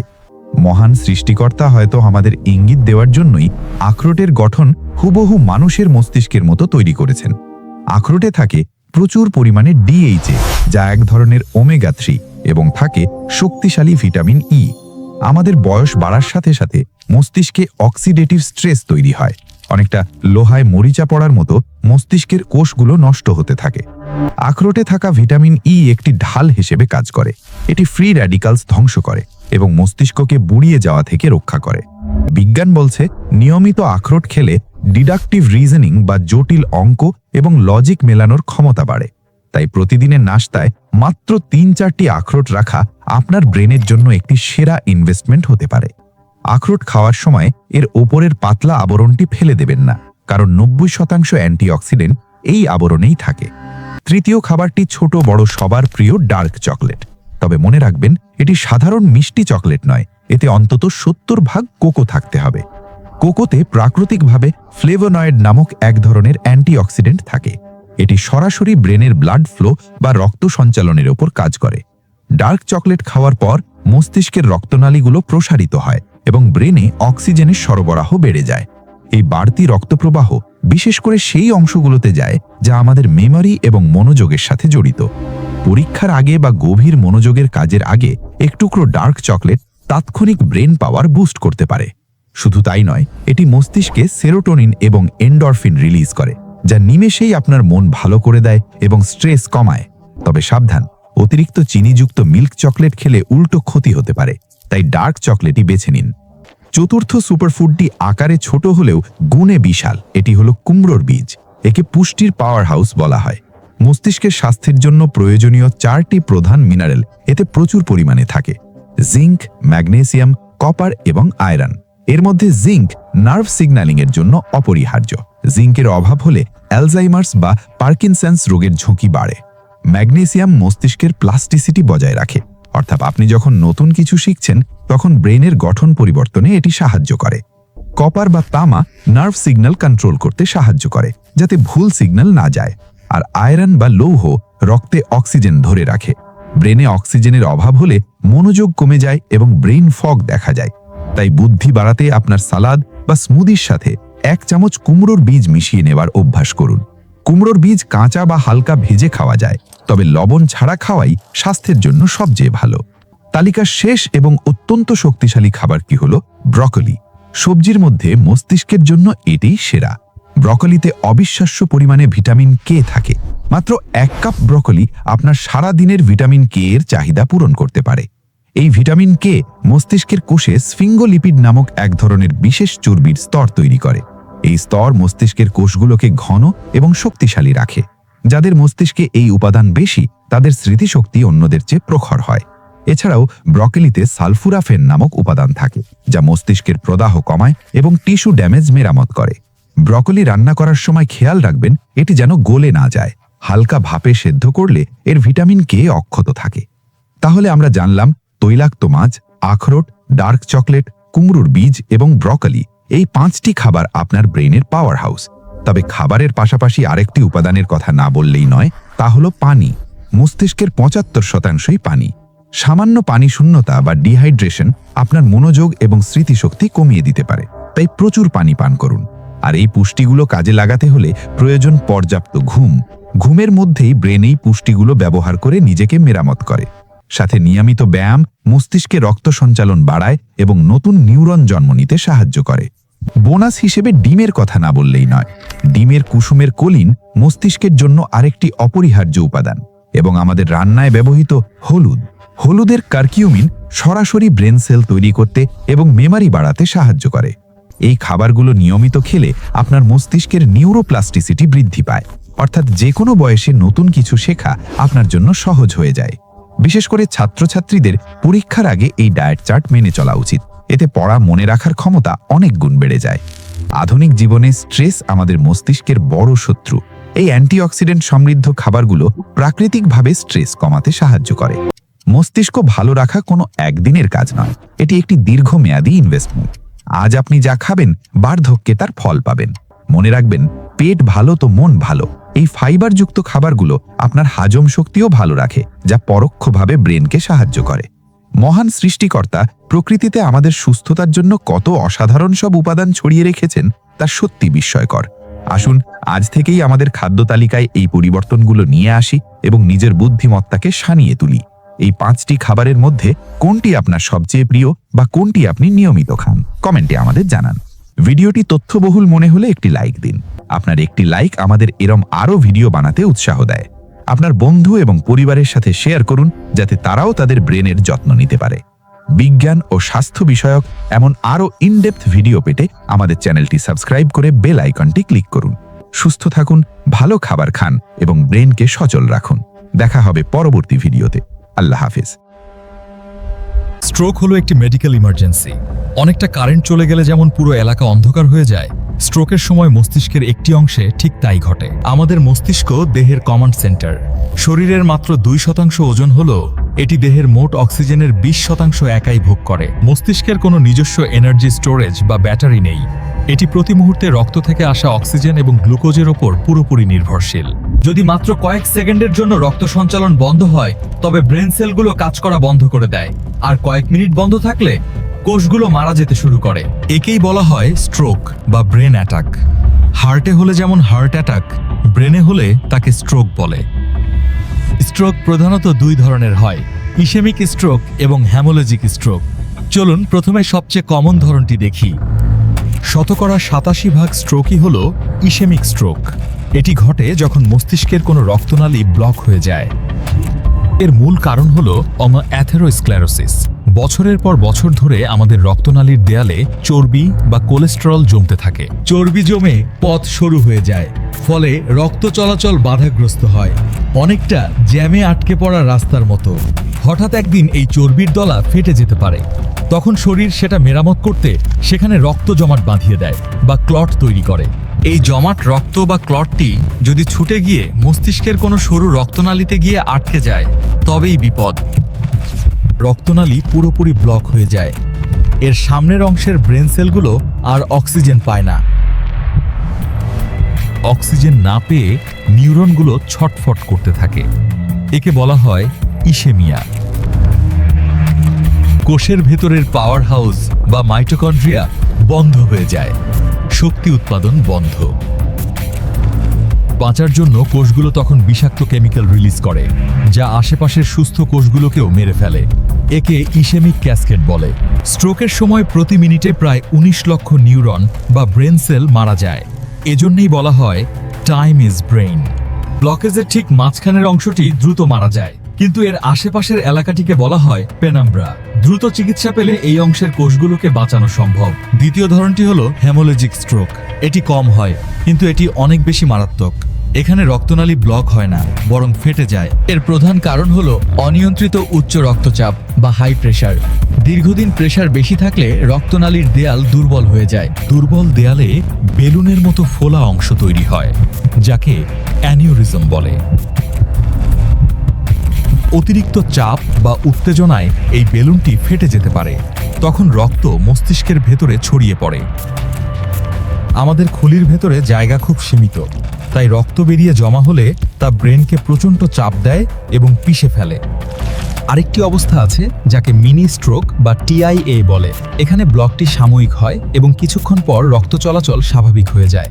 মিনি স্ট্রোকে স্থায়ী ক্ষতি হয় না, কিন্তু এটি একটি বড় সতর্কবার্তা। এটি সংকেত দেয় যে ভবিষ্যতে বড় স্ট্রোক হতে পারে। স্ট্রোক চিনবেন কিভাবে? ডাক্তাররা ফার্স্ট মেথড মনে রাখতে বলেন। এফতে ফেস বা মুখ। হাসতে বললে মুখের এক পাশ ঝুলে যাচ্ছে কিনা বা বেঁকে যাচ্ছে কিনা খেয়াল করুন। এতে আর্ম বা হাত। দুই হাত ওপরে তুলতে বললে যদি এক হাত অবশ লাগে বা পড়ে যায়, তবে এটি স্ট্রোকের লক্ষণ। এসতে স্পিচ বা কথা। কথা জড়িয়ে যাচ্ছে কিনা বা অসংলগ্ন কথা বলছে কিনা দেখুন। টিতে টাইম। এই লক্ষণগুলো দেখলে 1 সেকেন্ডও দেরি করবেন না, সোজা হাসপাতালে নিন। এছাড়াও প্রচণ্ড মাথা ব্যথা, হঠাৎ চোখে ঝাপসা দেখা বা ভারসাম্য হারিয়ে পড়ে যাওয়াও স্ট্রোকের লক্ষণ হতে পারে। মস্তিষ্কের বাম দিকে স্ট্রোক হলে শরীরের ডান পাশ অবশ হয়ে যায় এবং কথাবার্তায় সমস্যা হয়। আর ডান দিকে স্ট্রোক হলে শরীরের বাম পাশ অবশ হয় এবং ভিশন বা দেখার সমস্যা হতে পারে। কারণ আমাদের ব্রেনের মোটর কর্টেক্স বা নড়াচড়ার সেন্টার ড্যামেজ হয়ে যায়, ফলে পেশিতে সিগন্যাল পৌঁছায় না। ইসেমিক স্ট্রোকের ক্ষেত্রে 4.5 ঘন্টার মধ্যে হাসপাতালে নিতে পারলে ডাক্তাররা TPA ইনজেকশন দিয়ে ক্লট গলিয়ে দিতে পারেন, অথবা থ্রম্বেক্টমি করে যান্ত্রিক উপায়ে রক্ত থেকে সেই জমাট রক্ত বের করে আনা হয়। এটি একটি জীবন রক্ষাকারী পদ্ধতি। আর রক্তক্ষরণ বা হেমোলজিক স্ট্রোক হলে সার্জারি করে রক্তপাত বন্ধ করতে হয় এবং জমানো রক্ত বের করতে হয়।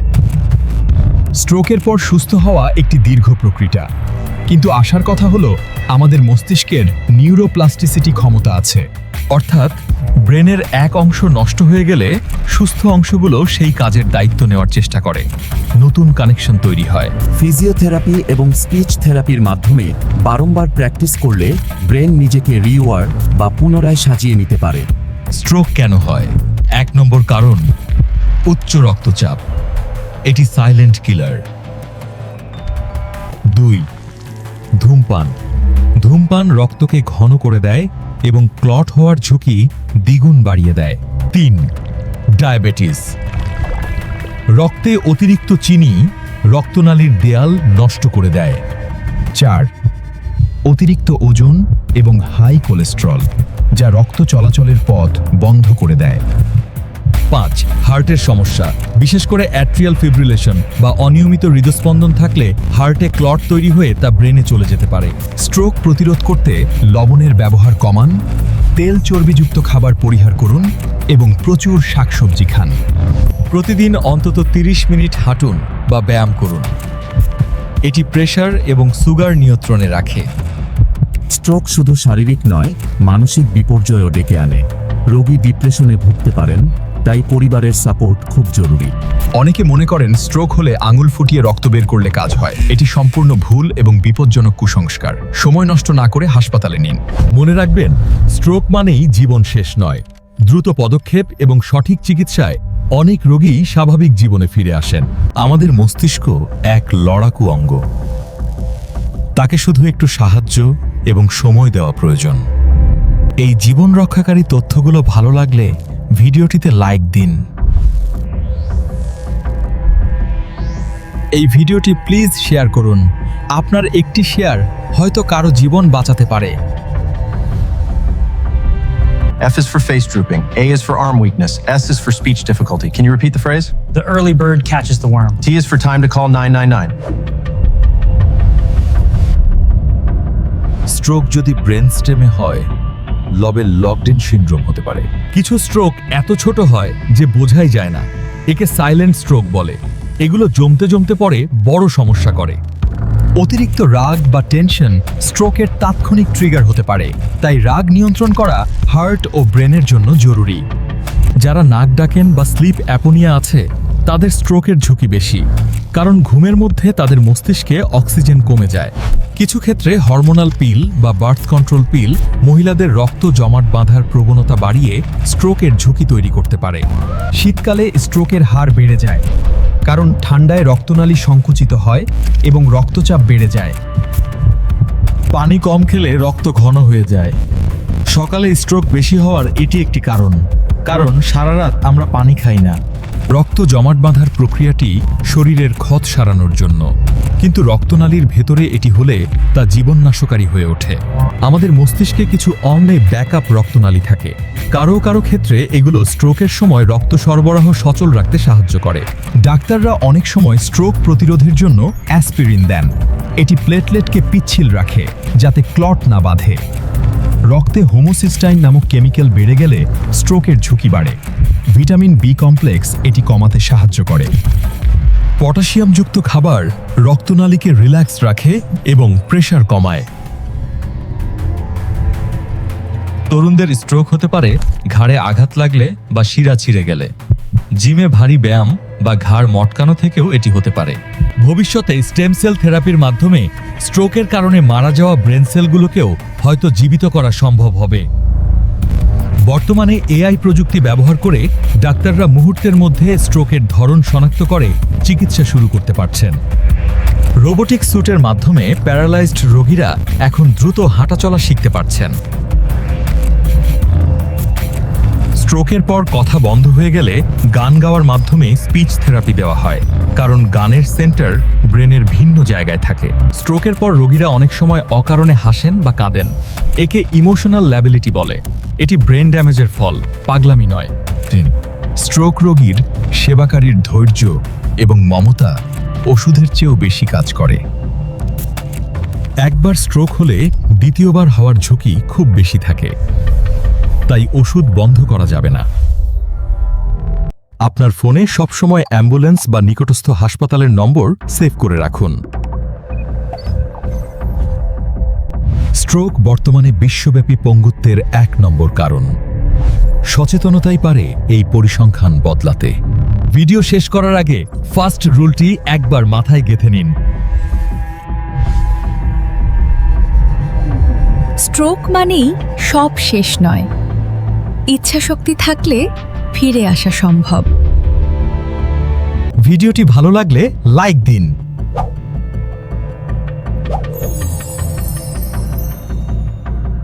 পরিবারের বয়স্ক সদস্যদের সাথে অবশ্যই শেয়ার করুন।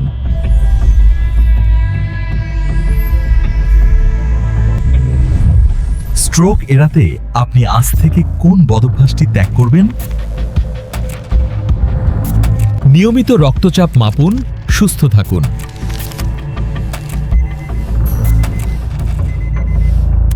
সাথে থাকার জন্য ধন্যবাদ।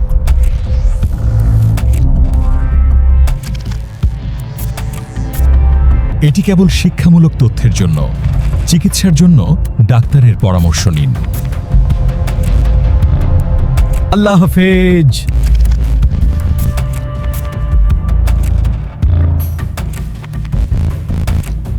মানবদেহ যদি একটি মেশিন হয়, তবে তার ইঞ্জিন হলো হার্ট বা হৃৎপিণ্ড। আপনি যখন ঘুমান, যখন কাজ করেন, এমনকি যখন এই ভিডিওটি দেখছেন, এই ইঞ্জিনটি 1 মুহূর্তের জন্য বন্ধ হয় না। প্রতিদিন এটি প্রায় 1 লক্ষ বার সংকুচিত ও প্রসারিত হয় এবং পুরো জীবনে প্রায় 2.5 বিলিয়ন বার বিট দেয়, কোনো বিশ্রাম ছাড়াই। এটি সারা জীবনে যে পরিমাণ রক্ত পাম্প করে তা দিয়ে একটি অলিম্পিক সাইজ সুইমিং পুল অনায়াসেই ভরে ফেলা সম্ভব। কিন্তু প্রশ্ন হলো, মাংসের তৈরি এই পাম্পটি চলে কিসে? এর ব্যাটারি কোথায়? আর কিভাবে এটি মাধ্যাকর্ষণ শক্তির বিপরীতে পায়ের পাতা থেকে রক্ত মাথায় তুলে আনে? ইটিওয়াই এএসএমআর এর আজকের ভিডিওতে আমরা এক্সপ্লোর করব মহান সৃষ্টিকর্তার তৈরি এই অবিশ্বাস্য বায়োইলেকট্রিক পাম্পের ভেতরের রহস্য। প্রথমে এর গঠন দেখা যাক। আপনার হাতের মুষ্টির সমান এই অঙ্গটি বুকের ঠিক মাঝখানে সামান্য বাম দিকে কাত হয়ে থাকে। আমরা একে একটি হার্ট বললেও এটি মূলত পাশাপাশি বসানো দুটি আলাদা পাম্প, ডান দিকের পাম্প এবং বাম দিকের পাম্প। দুটির কাজ সম্পূর্ণ আলাদা। এই পাম্পের ভিতরে 4টি ঘর বা চেম্বার আছে। উপরের দুটি ঘরকে বলা হয় অ্যাট্রিয়াম বা রিসিভিং রুম, আর নিচের দুটি বড় ঘরকে বলা হয় ভেন্ট্রিকল বা পাম্পিং রুম। মাঝখানে সেপ্টাম নামের একটি শক্ত দেওয়াল থাকে, যা ডান দিকের দূষিত রক্তের সাথে বাম দিকের বিশুদ্ধ রক্তকে মিশতে দেয় না। মহান রবের কি নিখুঁত ডিজাইন। পাম্পিং প্রক্রিয়াটি শুরু হয় ডান হার্ট দিয়ে। সারা শরীর ঘুরে আসা অক্সিজেনবিহীন বা নীল রক্ত প্রথমে ওপরের ডান অ্যাট্রিয়ামে এসে জমা হয়। যখনই এই ঘরটি ভরে যায় তখন ট্রাইকাসপিড বাল্ব নামের একটি দরজা খুলে যায় এবং রক্ত নিচের ঘর অর্থাৎ ডান ভেন্ট্রিকলে প্রবেশ করে।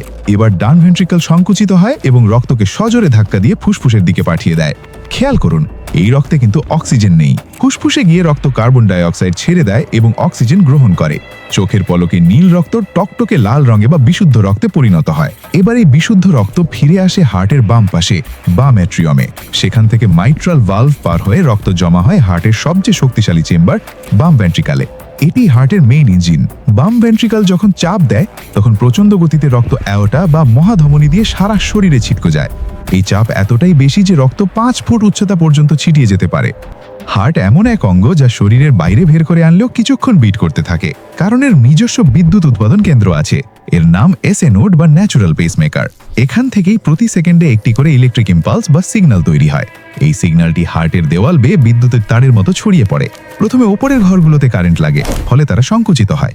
এরপর সিগন্যালটি মাঝখানে সামান্য ব্রেক কষে, তারপর নিচের ভেন্ট্রিকলে ছড়িয়ে পড়ে। এই পারফেক্ট টাইমিং এর কারণেই রক্ত সঠিক ক্রমে ওপর থেকে নিচে নামে।